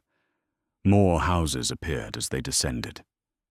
Not many, and spread out enough that it wasn't overwhelming, but each one felt like evidence of a world she'd forgotten existed. She saw laundry hanging on lines, cars parked in driveways, children's toys scattered in yards. Normal things, everyday things, things that had nothing to do with survival or isolation or the careful balance of living at the edge of civilization. By late afternoon, they'd reached a maintained dirt road. Gravel crunched under Glorie's boots, a sound that felt foreign after days of snow and pine needles. Shadow paused at the edge, looking up at her as if asking permission to continue. "This is it, isn't it?" Glorie said. "The last stretch. Once we follow this road, there's no going back." Shadow's tail wagged slowly. Not excited exactly, more like patient encouragement. Glorie consulted the map one more time. The road led east for 2 miles, then split. The right fork continued toward Missoula proper, 20 miles distant. The left fork dead-ended at a cluster of cabins near a creek. Thomas had marked one of those cabins with a star and Lily's name. 2 miles, maybe an hour of walking, and then she'd be there at her daughter's door with no more preparation and no more distance to hide behind. "I need to know something first," Glorie said, pulling the bundle of Lily's letters from her pack. She'd read them all at least once, some multiple times, but she hadn't gone through them chronologically with full attention, hadn't let herself really absorb what they said, what they revealed about the daughter she'd lost, and the woman that daughter had become. She sat down on a fallen log beside the road, and Shadow settled at her feet. The afternoon sun slanted through the trees, providing enough light to read by. Glorie arranged the letters by postmark date and began again from the beginning. The progression was heartbreaking in its clarity. Anger giving way to hurt, hurt giving way to acceptance, acceptance giving way to a kind of persistent hope that refused to die even when it probably should have. Lily had kept trying, kept reaching out, even when every silence from the mountain must have felt like rejection. But there were details Glorie had missed in her first readings, small mentions that added up to something larger. References to conversations with rangers who'd checked on Glorie and Thomas over the years. Questions about her parents' health, their supplies, whether they needed anything. Lily had been keeping track, even without direct contact, had been making sure they were safe, even while believing they wanted nothing to do with her. And then, in a letter from 7 years ago, something that made Glorie's blood turn cold. I saw Dad in Missoula last month. He didn't see me. I was across the street when he came out of the hardware store. He looked older, tired, but okay. I almost crossed over to talk to him, but I couldn't bring myself to do it. What would I say? Why won't you respond to my letters? Why aren't I enough to make you come down from that mountain? So I just watched him load supplies into someone's truck and drive away. I cried for 3 days after. Not because he was there, but because he was so close and I was still too scared to bridge the gap. Glorie read the passage 3 times, her mind struggling to process the implications. Thomas had been going to Missoula multiple times, based on other references Glorie found as she scanned forward. Every few months, apparently, coming down to buy supplies they could have ordered through Rangers or done without entirely. He'd been leaving the mountain regularly, and he'd never told her, never mentioned it, never suggested she might want to come along. Her hands shook as she continued reading. More references appeared, casual mentions that revealed a pattern. Thomas making trips to town, sometimes overnight. Thomas checking on things, though Lily was never clear about what things. Thomas maintaining some kind of connection to the world below, while telling Glorie they were completely isolated, completely removed, completely dependent on each other alone. And then, in one of the most recent letters, the one written just after Lily's cancer diagnosis, I sent word to Dad through the ranger who does welfare checks. I know you probably won't get it, or won't care, but I had to try. I told him I was sick, told him I was scared, asked if maybe, just this once, you could come down, or at least write back. Let me know you knew. Let me know you cared even a little bit. The ranger came back 3 weeks later with Dad's response. He said you were fine, that you sent your best wishes, that mountain life kept you too busy for visits, but you were thinking of me. I wanted to believe it. God, I wanted to believe you'd at least acknowledged what I was going through. But something about the way the ranger said it made me wonder. Made me think maybe Dad had answered for both of you, like he used to do when I was a kid, and people asked questions he didn't want you to answer. Glorie's vision blurred. She pressed her hand to her mouth, trying to hold back the sound that wanted to escape. Thomas had known about the cancer, known about Lily's fear, known she'd asked for her mother. And he'd lied. He'd sent back a message, pretending to be from both of them, maintaining the fiction that Glorie knew and had chosen not to come. But she hadn't known. Hadn't had any idea her daughter was sick, scared, possibly dying. She'd been 40 miles away, living her life, completely unaware that she'd been needed. Shadow whined and pressed closer. Glorie wrapped her arms around him, needing something solid to hold on to, while her world rearranged itself around this new understanding. Thomas hadn't just hidden letters. He'd intercepted direct communication. He'd lied to rangers. He'd constructed an entire false reality where Glorie was informed and choosing to stay away. He'd made their daughter believe her mother knew about the cancer and didn't care enough to respond. The cruelty of it took her breath away. He loved me, she whispered into Shadow's fur. He loved me, and he still did this. How is that possible? But she knew how. Fear could make people do terrible things. Fear of loss, fear of change, fear of a life that didn't match the story you'd told yourself. Thomas had been so afraid of losing her to the world below that he'd burned every bridge, cut every rope, isolated them so completely that Glorie had no choice but to stay. Except she'd always had a choice. She just hadn't known it. She thought about the past 15 years, the loneliness she'd wrapped around herself like armor. All of it based on a lie. All of it unnecessary. She could have gone to Lily at any time, could have been there for her daughter's wedding, the birth of her granddaughter, the cancer diagnosis and treatment. Could have been a mother instead of a ghost haunting the high country. The rage came back, hotter and sharper than before. But this time it was mixed with something else. Grief. Not for Thomas, who'd made his choices and lived with them until they killed him, but for herself. For the years she'd lost believing a false narrative. For the relationship with her daughter that had withered because someone she'd trusted had decided his needs mattered more than truth. Glorie stood, the letters clutched in her hand. Shadow stood with her, ready.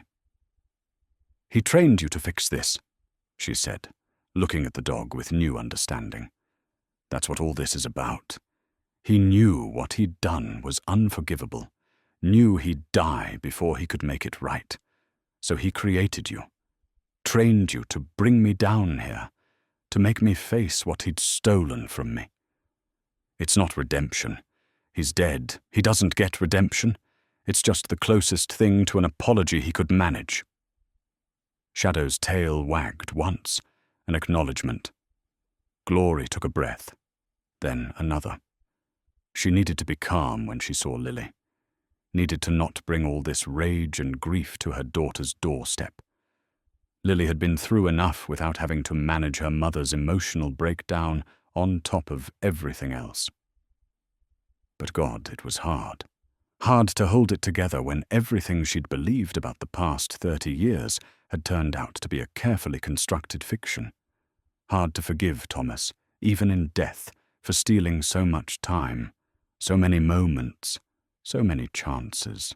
She looked at the road ahead, the path that would take her to Lily's cabin, to the daughter who'd kept a candle burning despite decades of silence, to the granddaughter she'd never met, to a reckoning that would either heal something broken or break it beyond all repair. "All right," Glorie said, squaring her shoulders. "Let's finish this." They followed the road as the sun sank lower, painting everything in shades of gold and amber. The left fork appeared exactly where Thomas's map said it would, marked with a wooden sign that read, "Creek Cabins, Private Road." Glorie turned onto it without hesitation, Shadow at her side, the weight of 30 years and a dead man's confession heavy on her back. The cabins came into view as they rounded a bend, 5 of them, spread out along a creek that bubbled over stones, each one with enough space to feel private, but close enough to see neighbors if you wanted to. Most had lights beginning to glow in windows as evening approached. Smoke rose from chimneys. A dog barked somewhere, and a child's voice called something Glorie couldn't make out. Thomas's map led her to the last cabin, set slightly apart from the others. It was larger than the rest, built with obvious care, with a covered porch and large windows that faced west toward the mountains, toward the high country where Glorie had lived for so long, and in one of those windows, barely visible in the failing light, was a candle. Small, flickering, but definitely there. Still burning after all these years. Still waiting. Glorie stopped at the edge of the property, her heart hammering against her ribs. This was it.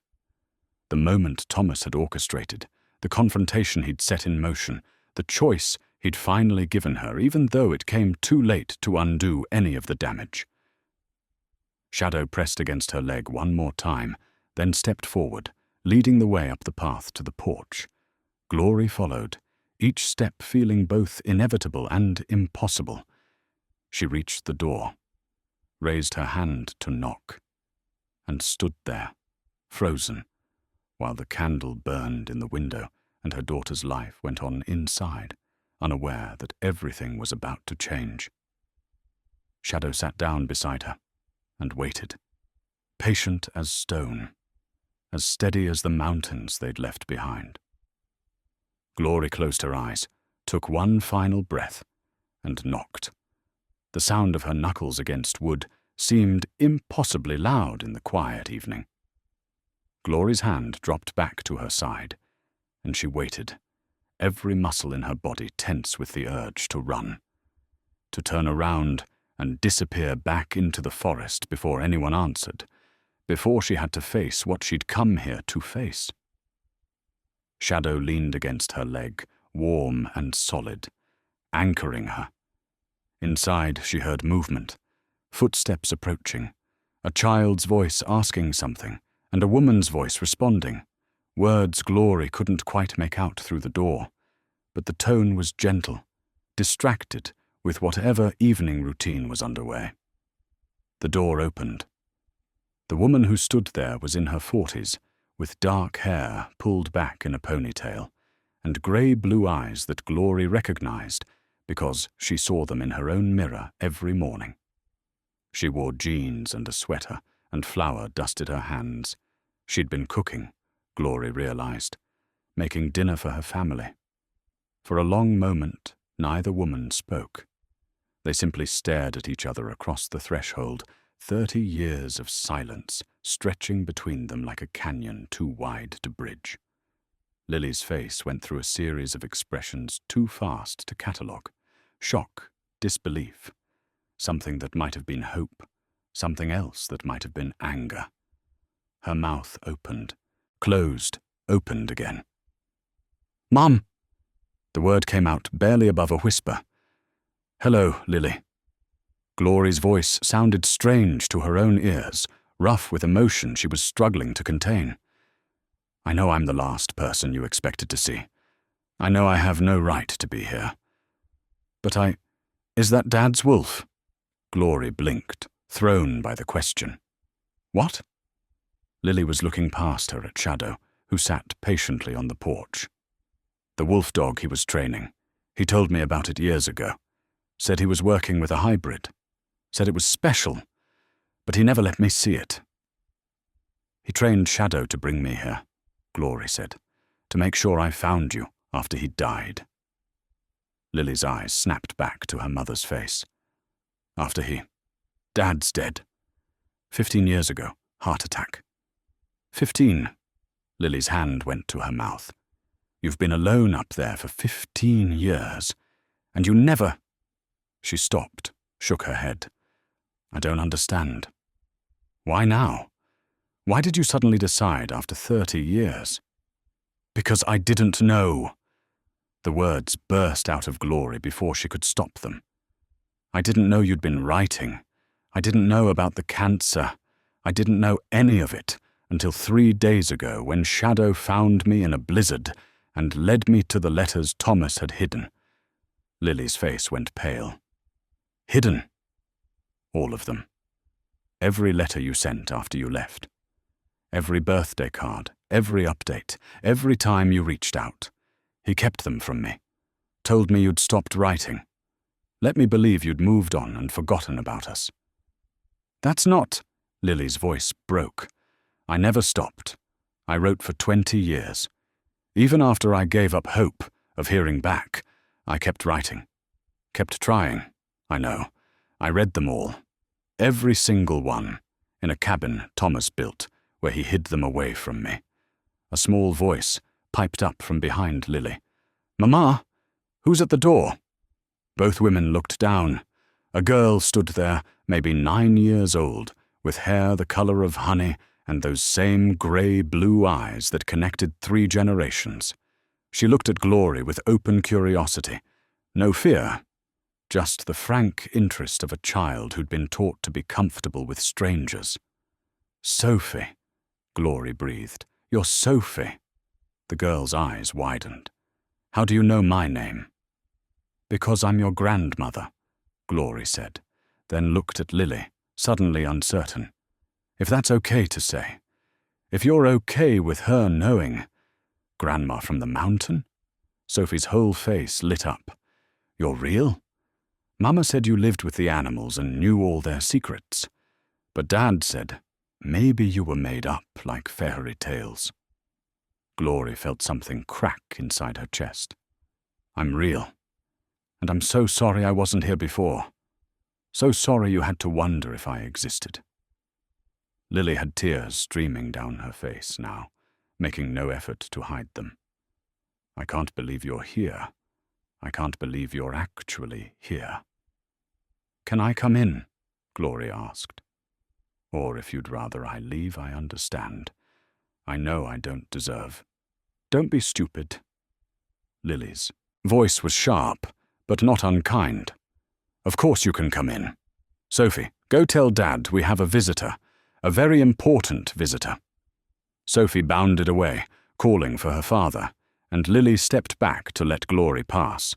Shadow moved to follow, but Glorie stopped him with a hand signal. "You wait out here, boy. You've done your job." Shadow settled on the porch, content to guard the door. Glorie stepped inside, and it was like entering a different world. The cabin was warm, filled with the smell of something baking and the comfortable clutter of a life being actively lived. Children's drawings covered one wall. Books overflowed from shelves. Photographs hung everywhere. Lily at various ages, a man who must be David, Sophie as a baby, a toddler, a gap-toothed first grader. A life, a full, complete life that had been happening all this time while Glorie lived in isolation, believing herself abandoned. "Sit," Lily said, gesturing to a worn couch. "Please, you look like you've walked a long way." 3 days, Glorie said, sitting carefully. "From the high lake where your father scattered his ashes. Shadow found me during a blizzard and wouldn't leave until I followed him." A man appeared from another room, tall and solid, with kind eyes and carpenter's hands. He stopped when he saw Glorie, his expression a mixture of surprise and wariness. "David," Lily said, "this is my mother. She's just arrived from the mountains." David's eyebrows rose, but he came forward and extended his hand. "I've heard a lot about you. It's good to finally meet you, Mrs. Vern." His grip was firm, his gaze direct. Glorie liked him immediately. Just Glorie. And I'm sorry it took so long. "Mama's from the mountains," Sophie announced, returning with a man's flannel shirt she was trying to put on. "She knows everything about wolves and bears and living in the forest." "Not everything," Glorie said softly. "Just enough to survive. Your mother knows much more important things than I ever learned." Lily was staring at her, and Glorie realized she was still wearing her mountain clothes, worn wool pants, a patched jacket, boots that had seen 3 decades of hard use. She looked exactly like what she was, a wild woman who'd come down from the high country with mud on her boots and secrets in her pack. "I should explain," Glorie started, but Lily held up a hand. "Not yet. Let me get my head around this first. You're here. After 30 years, you're sitting on my couch. That's enough for right now." David must have read something in his wife's expression, because he clapped his hands once. "Sophie, how about we go check on that bread you wanted to help with? Let Mama and your grandma talk." "But I want to hear about the mountains." "Later, sweetheart. I promise you'll get to hear all the stories, but right now, the grown-ups need a minute." Sophie pouted, but followed her father toward what Glorie assumed was the kitchen. When they were gone, Lily sank into a chair, across from the couch, and simply looked at her mother. "You really didn't know," she finally said, "about the letters. Not until 3 days ago. Thomas hid them. Built a whole secret cabin just to keep them from me. And when you sent word about the cancer, he lied to the ranger. Told him we both knew and were sending our best wishes. But I never knew, Lily.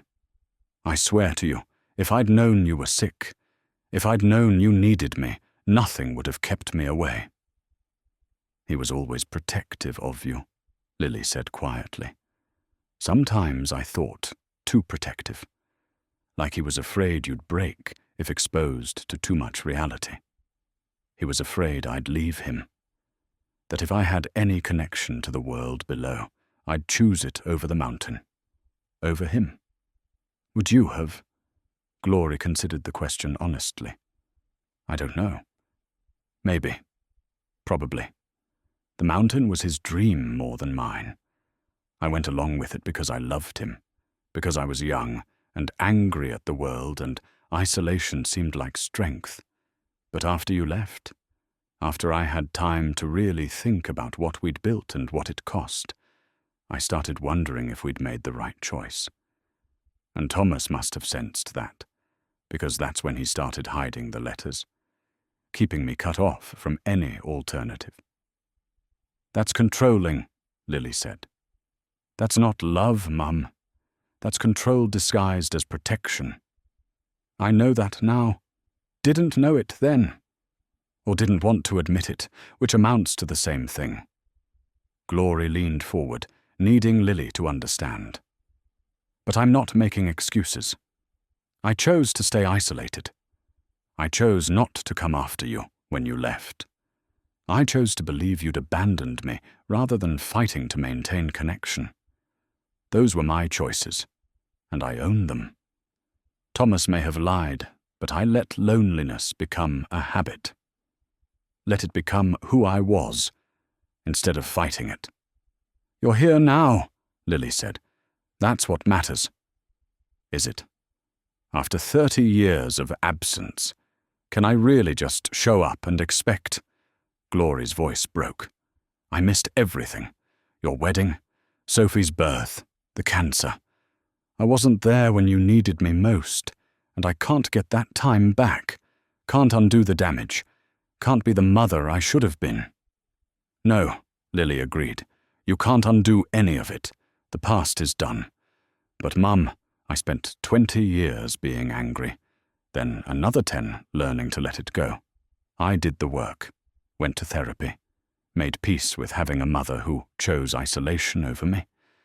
And yeah, now I find out some of that isolation was manufactured by Dad's lies, which adds a whole new layer to process. But I'm not angry anymore. I'm just... She stopped, wiped her eyes. I'm just really glad you're here. Glorie felt something loosen in her chest, some knot of fear she'd been carrying since she started down the mountain. You don't have to let me in. Don't have to forgive me just because I finally showed up. I'm not forgiving you because you showed up. I forgave you years ago because holding on to anger was destroying me. But showing up means maybe we can build something new. Something that doesn't erase the past, but doesn't let the past define everything either. They sat in silence for a moment, the weight of 30 years pressing down on them both. From the kitchen came the sound of Sophie's laughter and David's deeper voice responding to something she'd said. Normal sounds. Family sounds. Sounds Glorie had denied herself for decades because she'd believed they weren't available to her. The candle, Glorie said, in the window. Thomas wrote that you kept a candle burning. Every night for 23 years, Lily confirmed. I stopped the letters, but I couldn't stop the candle. Couldn't quite let go of the hope that someday you'd come down and see it. That you'd know I left the light on for you. That's the bravest thing I've ever heard. That's the saddest thing I've ever done, Lily countered. But it's over now. You saw it. You came. The waiting is done. Sophie burst back into the room, carrying a plate with sliced bread and butter. Dad says food helps difficult conversations. Is this a difficult conversation? Because you both look sad. Glorie couldn't help but smile. It's a necessary conversation. Sometimes those are difficult, but they're worth having. Are you staying? Sophie asked, settling on the floor with the plate. Or do you have to go back to your mountain? It was the question Glorie had been avoiding asking herself. She looked at Lily, saw the same question in her daughter's eyes. I don't know, Glorie said honestly. I've lived on that mountain for 30 years. It's the only life I know anymore. But I also just spent 3 days learning that the life I thought I knew was built on lies and fear. So I don't know what comes next. Don't know how to be anything other than what I've been. Then maybe, Lily said carefully, you could stay for a while. Figure it out. Meet your granddaughter properly. Let us get to know each other as we are now, not as we were 30 years ago. I'd like that, Glorie whispered. I'd like that very much. Sophie grinned, a gap-toothed smile that reminded Glorie painfully of Lily as a child. Good, because I have so many questions about living in the mountains, and Dad says Google doesn't count as a real source. David appeared in the doorway, wiping his hands on a towel. Dinner's ready. It's not fancy, but there's plenty. That's generous of you, Glorie said, standing, to welcome a stranger into your home. You're not a stranger, David said simply. You're Lily's mother, Sophie's grandmother. Family doesn't require fancy dinners. It just requires showing up. And there it was, Glorie thought. The simple truth she'd been running from for 30 years. Family just required showing up, being present, making the choice, day after day, to stay connected even when it was hard, even when isolation seemed easier, even when fear whispered that love only led to pain. She followed them to the dining table, Shadow settling contentedly on the porch outside. And for the first time in 15 years, Glorie Vern sat down to a meal with her family. The food was simple but good. The conversation was careful, finding its way around decades of absence, but genuine. Sophie filled the silences with questions about mountain life, and Glorie found herself answering, telling stories she hadn't thought about in years. And in the window, the candle continued to burn. Not waiting anymore, just present. A light in the darkness that had finally served its purpose. After dinner, after Sophie had been tucked into bed with promises of mountain stories tomorrow, after David had tactfully excused himself to do evening chores, Lily and Glorie sat on the porch in the cool night air.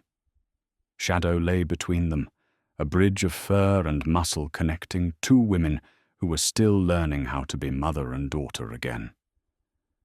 I need to show you something, Lily said quietly. She stood and went inside, returning a moment later with a wooden box. I've been keeping this. Wasn't sure I'd ever have a reason to share it. But now... She opened the box. Inside were photographs, dozens of them, chronicling Sophie's life from birth to present.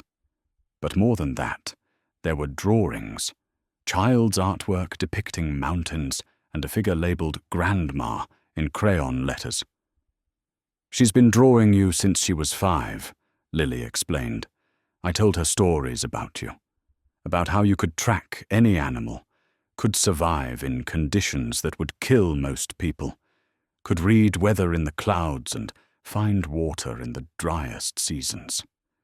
I didn't want her to grow up thinking you were a villain. I wanted her to know her grandmother was strong and capable even if she wasn't present. Glorie's hands shook as she looked through the drawings. Mountains, always mountains, and a small figure with a walking stick, surrounded by wolves and bears and eagles. You gave me grace I didn't deserve. I gave my daughter a grandmother, Lily corrected, even if only in stories, because I remembered what it was like to have you before the mountain consumed everything. I remembered the mother who taught me to track deer, who could name every bird by its call, who once carried me 3 miles on her back when I sprained my ankle. That mother existed, even if she got lost somewhere along the way. I did get lost, Glorie admitted.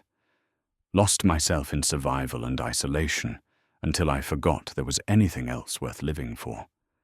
Thomas's death should have been a wake-up call, but instead, I just burrowed deeper. Convinced myself I was better off alone. You were grieving. You were isolated. You didn't have anyone to pull you out of that spiral. Lily's voice was gentle but firm.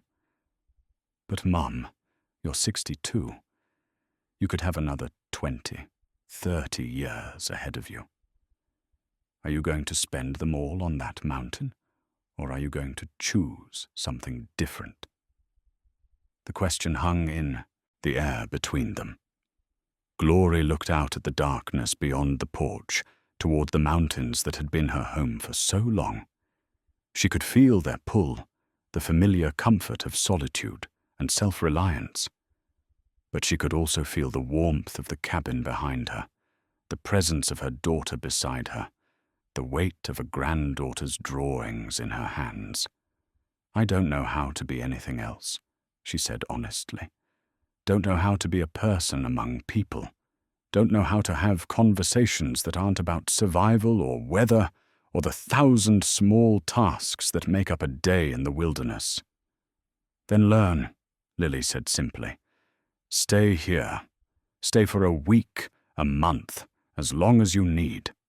Let Sophie teach you about her world. Let David show you his workshop. Let me, her voice caught. Let me show you who I became without you, and maybe we can figure out who we might become together. You'd let me stay? After everything? Mum, I kept a candle burning for 23 years. What do you think that means? It means I never stopped hoping, never stopped wanting my mother back, even when I knew it was probably foolish, even when everyone told me to let it go. Lily reached over and took Glorie's hand, the first deliberate physical contact they'd had since she was 17. You're here now. That's what matters. Not the years we lost, but the time we might still have. Glorie squeezed her daughter's hand, feeling calluses that matched her own. Different sources, different work, but the same evidence of a life lived with purpose. I'm scared. Scared I'll disappoint you again. Scared I'll hurt Sophie by leaving. Scared I'll try to be part of your life and fail at it. Everyone's scared, Lily said. That's just being human. The question is whether you let the fear decide, or whether you decide despite the fear. Shadow lifted his head, looked at Glorie with those intelligent eyes, and she understood. This was why Thomas had trained him. Not just to bring her down the mountain, but to show her that connection was possible, that trust could be rebuilt, that even the wildest things could learn to share space with others without losing themselves. I'll stay, Glorie said, for a while at least, until we figure out what this looks like. Lily's smile was radiant, even in the darkness. That's all I ask. Just show up. Keep showing up. We'll figure out the rest as we go. They sat in comfortable silence for a while, watching stars appear in the clear sky. Inside, Glorie could hear David moving around, the ordinary sounds of a household settling for the night. Shadow's breathing was steady and calm. The candle in the window flickered, but held. Thank you, Glorie said softly, for not giving up on me, for keeping the light on. You're my mother, Lily said simply. That doesn't stop being true just because you're not around. And now you are around, and that changes everything. It did change everything. Glorie could feel the shift, happening inside her, the careful walls she'd maintained for so long beginning to crumble. It hurt, that crumbling, like warming frozen fingers by a fire, painful but necessary. I read all your letters, Glorie said. Every single one. And Lily, I'm so sorry. Sorry I wasn't there when you graduated, when you got married, when Sophie was born. Sorry I missed the cancer, the treatment, all of it. Sorry you had to fight those battles without your mother. I had people, Lily said. David. Friends. A support network. I survived. We both did. But I'm glad you know now. Glad you understand what was taken from us. Not just by Dad's lies, but by the choices we both made to let distance become permanent. Can I ask you something? Anything? When did you stop being angry at me? Lily thought for a moment. When Sophie was born, I was holding her, this tiny person who depended on me completely, and I thought about how terrifying that was. How easy it would be to make mistakes, to mess her up in ways I couldn't predict or control. And I realized you must have felt that way too. That maybe some of your choices came from fear, not malice. That didn't make them right, but it made them human. So I forgave you. Not because you deserved it, but because I deserved to stop carrying that anger around. You're wiser than I ever was at your age, Glorie said. Wiser than I am now, honestly. I had good therapy, Lily said with a slight smile, and a very patient husband, and a daughter who needed me to be whole, not broken by the past. They stood eventually, stiff from sitting in the cold. Shadow stretched and shook himself, ready to follow wherever they led. Lily showed Glorie to a small guest room at the back of the cabin, simple but comfortable, with clean sheets and a window that looked toward the mountains. There's a bathroom through there, Lily said, pointing. Towels in the cabinet.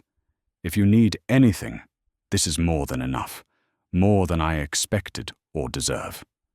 Stop saying that, Lily said firmly. You're here. You showed up. That's what matters now. The rest is just details we'll work through together. After Lily left, Glorie sat on the bed and looked around the small room. So different from her cabin, with its rough walls and minimal furnishing. This room had paint on the walls, curtains on the windows, a soft rug on the floor. Evidence of care, of comfort, of a life lived with attention to more than just survival. She pulled out the bundle of letters she'd carried from the mountain and read the most recent one again. The one where Lily spoke of forgiveness and hope, and making room in her life for the mother who'd been absent. Reading it here, in her daughter's home, surrounded by evidence of the life Lily had built, the words hit differently. This wasn't just about Glorie finding redemption or easing her guilt. This was about two people, both scarred by loss and poor choices, deciding to try again, to build something new from the fragments of what should have been. Shadow settled on the floor beside the bed, and Glorie reached down to scratch behind his ears. You did good, boy. Thomas trained you well. Too bad he couldn't have just been honest while he was alive. Would have saved us all a lot of pain. But maybe, she thought, some lessons could only be learned the hard way. Some bridges could only be rebuilt after they'd completely burned. Some second chances only came after you'd lost everything and had to start over from nothing. She didn't sleep much that night, too aware of the unfamiliar sounds of the house settling, of people breathing in nearby rooms, of the ordinary miracle of being part of something larger than herself. But when she did sleep, she dreamed not of mountains and isolation, but of a little girl with grey-blue eyes who wanted to hear stories and wasn't afraid of the grandmother who'd been absent for so long. In the morning, she would begin learning how to be present, how to be family, how to choose connection over fear. It wouldn't be easy, but for the first time in 30 years, Glorie Vern was ready to try. Morning came with light streaming through unfamiliar windows and the sound of voices from another room. Glorie woke disoriented, reaching for the rifle that normally hung by her bed before remembering where she was. Not on the mountain. Not alone. In her daughter's home, with family just beyond the door. She dressed quickly, suddenly self-conscious about her worn clothes, her calloused hands, the way she probably smelled after days of hard travel and minimal washing. But before she could worry too much, there was a soft knock on the door. "Grandma?" Sophie's voice, tentative but excited. "Are you awake? Mama said I should let you sleep, but I made you breakfast and it's getting cold." Glorie opened the door to find her granddaughter standing there with a tray containing toast, scrambled eggs, and a cup of something hot. The girl's face was bright with eagerness. No trace of judgment or fear, just pure enthusiasm. "You made this for me?" Glorie asked, her throat tight. "Well, Dad helped with the eggs because I'm not allowed to use the stove alone yet. But I did the toast myself, and I remembered Mama doesn't like her toast too dark, so I watched it really carefully."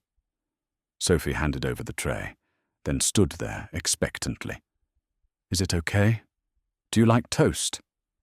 "I love toast," Glorie said, and found herself smiling genuinely for the first time in longer than she could remember. "Thank you, Sophie. This is very kind. Can I come in? I have questions. So many questions." The girl was practically vibrating with excitement. "Of course." Glorie set the tray down, and Sophie bounded into the room, immediately going to the window to look at the mountains. "Is that where you live? Way up there where the snow is?" "Higher than that, even. Near a lake where the trees start getting smaller and the air gets thin." "Isn't it lonely?" The question, asked with such innocent directness, hit harder than any accusation could have. "Yes," Glorie admitted. "Very lonely. I just didn't let myself think about it for a long time." Sophie turned from the window, her grey-blue eyes, Thomas's eyes, Lily's eyes, Glorie's own eyes, serious beyond her years. Mama was lonely too. When she was sick, she tried not to show it, but I heard her crying sometimes at night. Dad said she was scared, and that sometimes adults need to cry, just like kids do. Glorie's chest constricted. "Your Mama is very brave. Much braver than I ever was." "She said you were brave too. She said living alone in the mountains was one kind of brave, but coming down to visit was a different kind, a harder kind. Your Mama is wise. So are you staying, or do you have to go back?" Sophie climbed onto the bed, making herself comfortable. "Because I really want you to stay. I've been wanting to meet you my whole life, and now you're here, and I have like a million things I want to show you and ask you about." Glorie sat down beside her, careful not to crowd the space. "I'm going to stay for a while, if that's okay with your parents, if you want me to." "Of course I want you to. You're my grandma." Sophie said it like it was the most obvious thing in the world, like there was no question about Glorie's place in her life. "Can you teach me stuff? Mountain stuff? Mama said you can track animals and find water and build fires even when everything's wet." "I can teach you," Glorie said slowly. "But Sophie, I need you to understand something. I wasn't there for your Mama when she needed me. I made a lot of mistakes, and I'm going to make mistakes with you too. I'm not very good at this grandmother thing." Sophie considered this seriously. "Nobody's good at things when they first start. That's why you practice. And I'm really good at giving people chances. Just ask Dad. He says I'm the most forgiving person he knows." "Where did you learn to be like that? So open and kind?" "From Mama and from Dad. They said holding grudges makes you tired, and giving people chances makes you happy. So I choose happy." She grinned. "Plus, Mama told me stories about you, about how you saved a baby deer once when its mother died, and how you can walk through the forest so quiet that birds land on your shoulders. Are those stories true? Some of them, maybe a little exaggerated. Glorie felt something crack open inside her, some last wall she'd been holding up against hope. You really want me here, even though I'm basically a stranger? You're not a stranger. You're family. Family's different. Sophie hopped off the bed. Come on. Breakfast is getting cold, and then I want to show you my room. I have maps of the mountains on my wall, and I've been marking all the places I want to visit someday. Maybe you can tell me which ones are the best. Glorie followed her granddaughter out of the room, still carrying the tray Sophie had brought her. The main living area, Lily was making coffee, and David was washing dishes. They both looked up when Glorie appeared, and she saw relief in Lily's expression. Morning, David said cheerfully. Hope you slept okay. I know the guest bed's not much. It was perfect, Glorie interrupted. Everything is perfect. This is... She stopped, overwhelmed. I don't have words for what this is. It's family, Lily said softly. Just family. Nothing fancy, nothing complicated.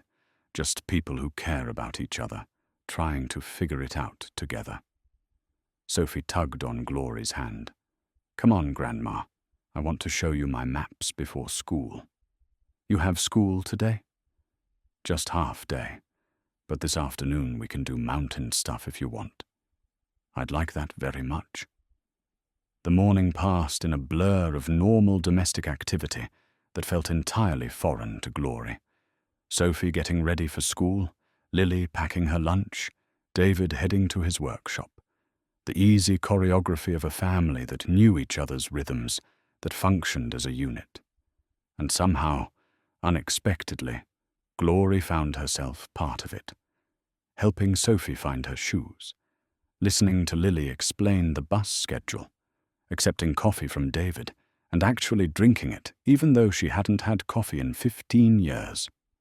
Before Sophie left for school, she threw her arms around Glorie in an unself-conscious hug. I'm really glad you came down from your mountain, Grandma. I hope you stay for a long time. Me too, Glorie whispered into her granddaughter's hair. Me too. After Sophie left, Lily poured them both more coffee and sat down at the kitchen table.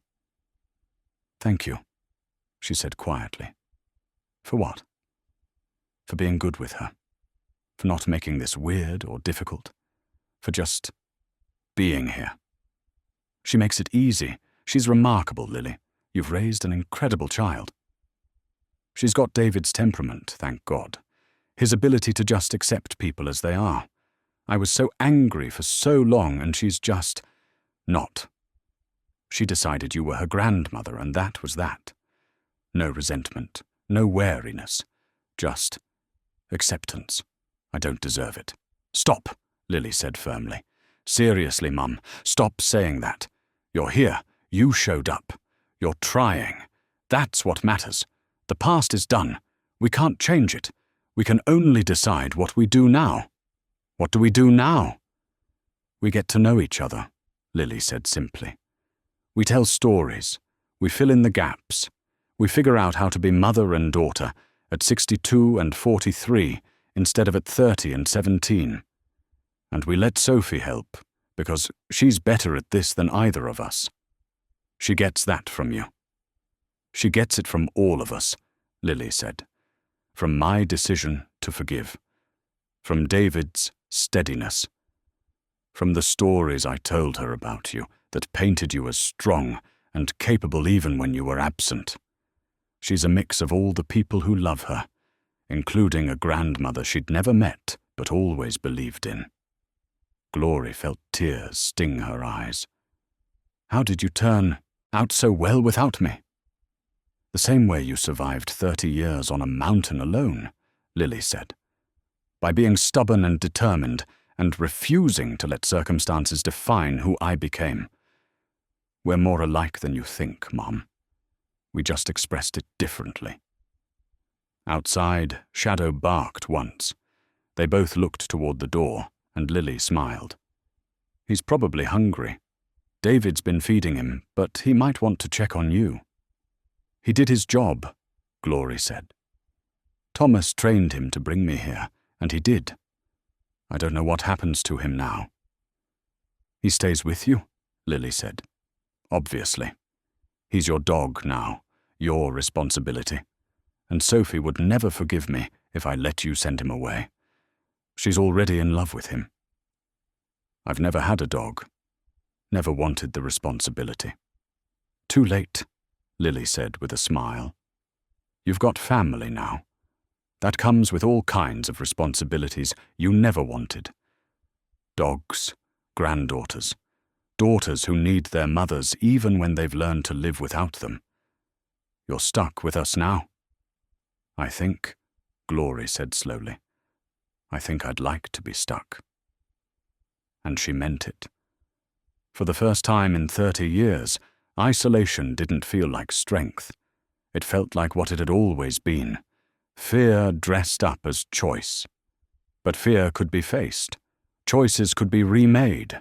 And second chances, apparently, could bloom in the most unexpected places. Even in a mountain woman's weather-worn heart. 3 months later, Glorie sat on Lily's porch, watching the sun set behind the mountains she'd once called home. Shadow lay at her feet, content and well-fed, his injured shoulder long since healed. In the yard, Sophie was teaching David how to identify animal tracks using skills Glorie had taught her during their afternoon walks. That's a deer, Sophie announced, pointing to marks in the dirt. See how the hooves are heart-shaped? And they're deeper in front, because deer put more weight there when they walk. What about this one? David asked, playing along, even though he probably knew the answer. Coyote. See the claw marks? Cats don't leave claw marks, but dogs do, and coyotes are like wild dogs. Glorie smiled, watching her granddaughter glow with the confidence of newly acquired knowledge. They'd spent countless hours together over the past 3 months, walking the trails near the cabin, learning to read the forest in ways that classroom education never taught. Sophie was a quick study, fearless and curious, asking questions that made Glorie think about things she'd long taken for granted.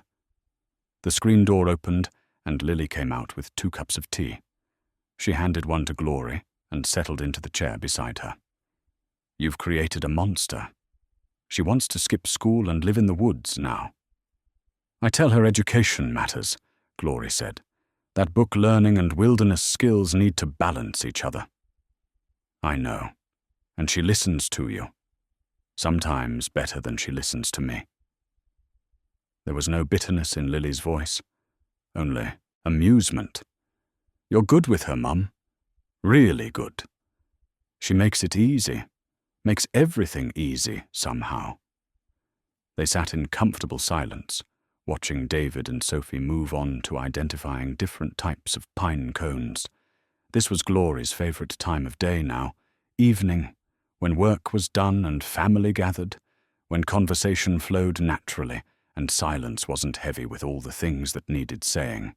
She'd learned so much in 3 months, how to sleep in a room with walls that didn't breathe and shift with the wind, how to talk to people about things that didn't involve survival or weather, how to be helpful without taking over, how to be present without crowding, how to be a grandmother, a mother, a person connected to other people.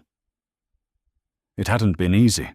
There were still mornings when she woke up reaching for a rifle that wasn't there, still moments when the closeness of buildings made her chest tight, still times when she wanted to run back to the mountain and its familiar solitude. But there were other moments, too. Sophie's laugh when Glorie taught her to make a fire with flint and steel. Lily's smile when they cooked dinner together, finding their rhythm in the kitchen. David's quiet acceptance, never pushing but always making space for her. Shadow's contentment, a dog who'd completed his mission and found a home. I've been thinking, Lily said carefully. "About the cabin. Your cabin up on the mountain." Glorie had been thinking about it too. She'd left everything there, her entire life packed into one room. Tools and supplies, and decades of accumulated survival gear. And the journal she'd stopped writing in, its blank pages a testament to the moment she'd started shutting down. "I should probably go back," Glorie said. "Clear it out. Decide what to do with the place." "We could go together," Lily offered. "When the weather gets better. Sophie would love to see where you lived. And I'd like to see it too. Understand that part of your life better. It's just a cabin. Nothing special. It was your home for 30 years. That makes it special." Lily took a sip of her tea. "But Mum, you don't have to keep it. Don't have to maintain some connection to isolation just because that's what you've always done. You can let it go if you want." Glorie considered this. The cabin had been many things over the years. Prison, sanctuary, refuge, trap. Thomas's dream more than hers. But she'd lived it so long, it had become her identity. Mountain woman. Isolated. Self-sufficient to the point of self-destruction. "I think I'd like to sell it," she said slowly. "Or deed it to the Forest Service. Let it become a way station for hikers. Something useful, rather than just a monument to fear." "That's a good idea. Very generous. There's one thing I want to keep, though. My journal. The one I stopped writing in." "Why?" "If you stopped writing, because I want to start again. But different this time. Not just survival notes and weather. Records. Actual thoughts. Stories for Sophie about what it was like up there. History she should know, even the difficult parts." Glorie looked at her daughter. "And letters. I want to write you letters, even though you're right here. Want to put into words the things I'm not always good at saying out loud." Lily's eyes shimmered with tears. I'd like that a lot." Sophie came running up to the porch, out of breath and glowing. "Grandma, Dad says there might be foxes near the creek. Can we go look for tracks tomorrow after school?" "Absolutely. We'll make a whole afternoon of it." "Will you show me how to make those snares you told me about? The ones that don't hurt the animals, but just— Wait, I'm not supposed to trap animals." "Never mind." She grinned, catching herself. "I can show you how they work without us actually using them," Glorie said. "Understanding the mechanics is part of respecting the animal, knowing how they think, how they move, how they survive." "Cool." Sophie bounded back to David, already explaining the plan for tomorrow. David waved from across the yard, and Glorie waved back. He'd been unfailingly kind, never once making her feel like an intruder or burden. He treated her like family because that's what she was, and his simple acceptance had taught her more about grace than 30 years of isolation ever could.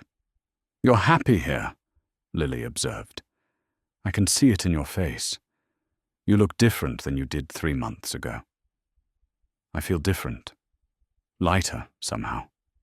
Like I've been carrying weight I didn't even know was there, and someone finally helped me set it down. That's what family does. We carry things together instead of alone." Glorie reached over and took her daughter's hand. "I'm sorry it took me so long to figure that out. Sorry you had to carry so much alone, while I chose isolation over connection. Mum, we've been through this. I forgave you before you even showed up. Now it's time for you to forgive yourself." "Working on it. Getting there." Glorie squeezed Lily's hand. "Thank you. For the candle. For not giving up. For letting me back in even though I didn't deserve it. Everyone deserves a second chance. Sometimes we just need a wolf dog to drag us down the mountain to claim it." They both looked at Shadow, who opened one eye as if he knew they were talking about him. then went back to sleep. His job was done. He'd completed Thomas's final mission, reuniting the family that fear and lies had fractured. Now he could just be a dog, walked and fed and loved, with no greater purpose than being present. As the sun set completely and stars began to emerge, Lily called everyone in for dinner. Sophie came running, David following, at a more measured pace. They moved into the warm cabin, into the light and noise and comfortable chaos of family life. Glorie paused at the door, looking back one last time at the mountains. They were beautiful from here, distant and majestic, romantic in a way they'd never felt when she was living in them. She could appreciate them now, without needing to be consumed by them. "You coming, Grandma?" Sophie called from inside. "Yes," Glorie said, turning toward the light and warmth. "I'm coming." She stepped inside and closed the door, leaving the mountains where they belonged, in the past, as part of her story, but no longer the whole story. As a chapter that had ended, so a new one could begin. Inside, David was setting the table. Lily was pulling a casserole from the oven. Sophie was chattering about school and friends and the science project she wanted Glorie's help with. Shadow was begging shamelessly for scraps, and Glorie Vern, who had spent 30 years running from connection, found herself exactly where she needed to be. Not on a mountain. Not in isolation. Not choosing loneliness daily and calling it strength. But here, present, connected, part of something larger than survival, richer than solitude, more meaningful than independence. She sat down at the table, her family around her, and began the work of being fully alive. Later that night, alone in her room, she opened the journal she'd brought from the mountain. Its pages were mostly blank, testament to the years she'd stopped having anything to say. But she had things to say now. Stories to preserve, wisdom to pass on, apologies to make, and gratitude to express. She wrote, "My name is Glorie Vern, and for 30 years I lived on a mountain alone, believing isolation was strength. I was wrong. Real strength is showing up when you're scared. Real courage is choosing connection, even when it hurts. Real wisdom is knowing the difference between solitude and loneliness, and choosing the one that leads to growth." This is for Sophie, so she understands where she comes from. This is for Lily, so she knows I see her grace and am grateful. This is for Thomas, who got it wrong but tried, in his way, to make it right. And this is for me, so I remember that it's never too late to come down from the mountain and come home. Tomorrow I'll teach my granddaughter about fox tracks. I'll drink coffee with my daughter and plan next week's meals. I'll help David in his workshop and learn something about wood and craft and the satisfaction of building something beautiful.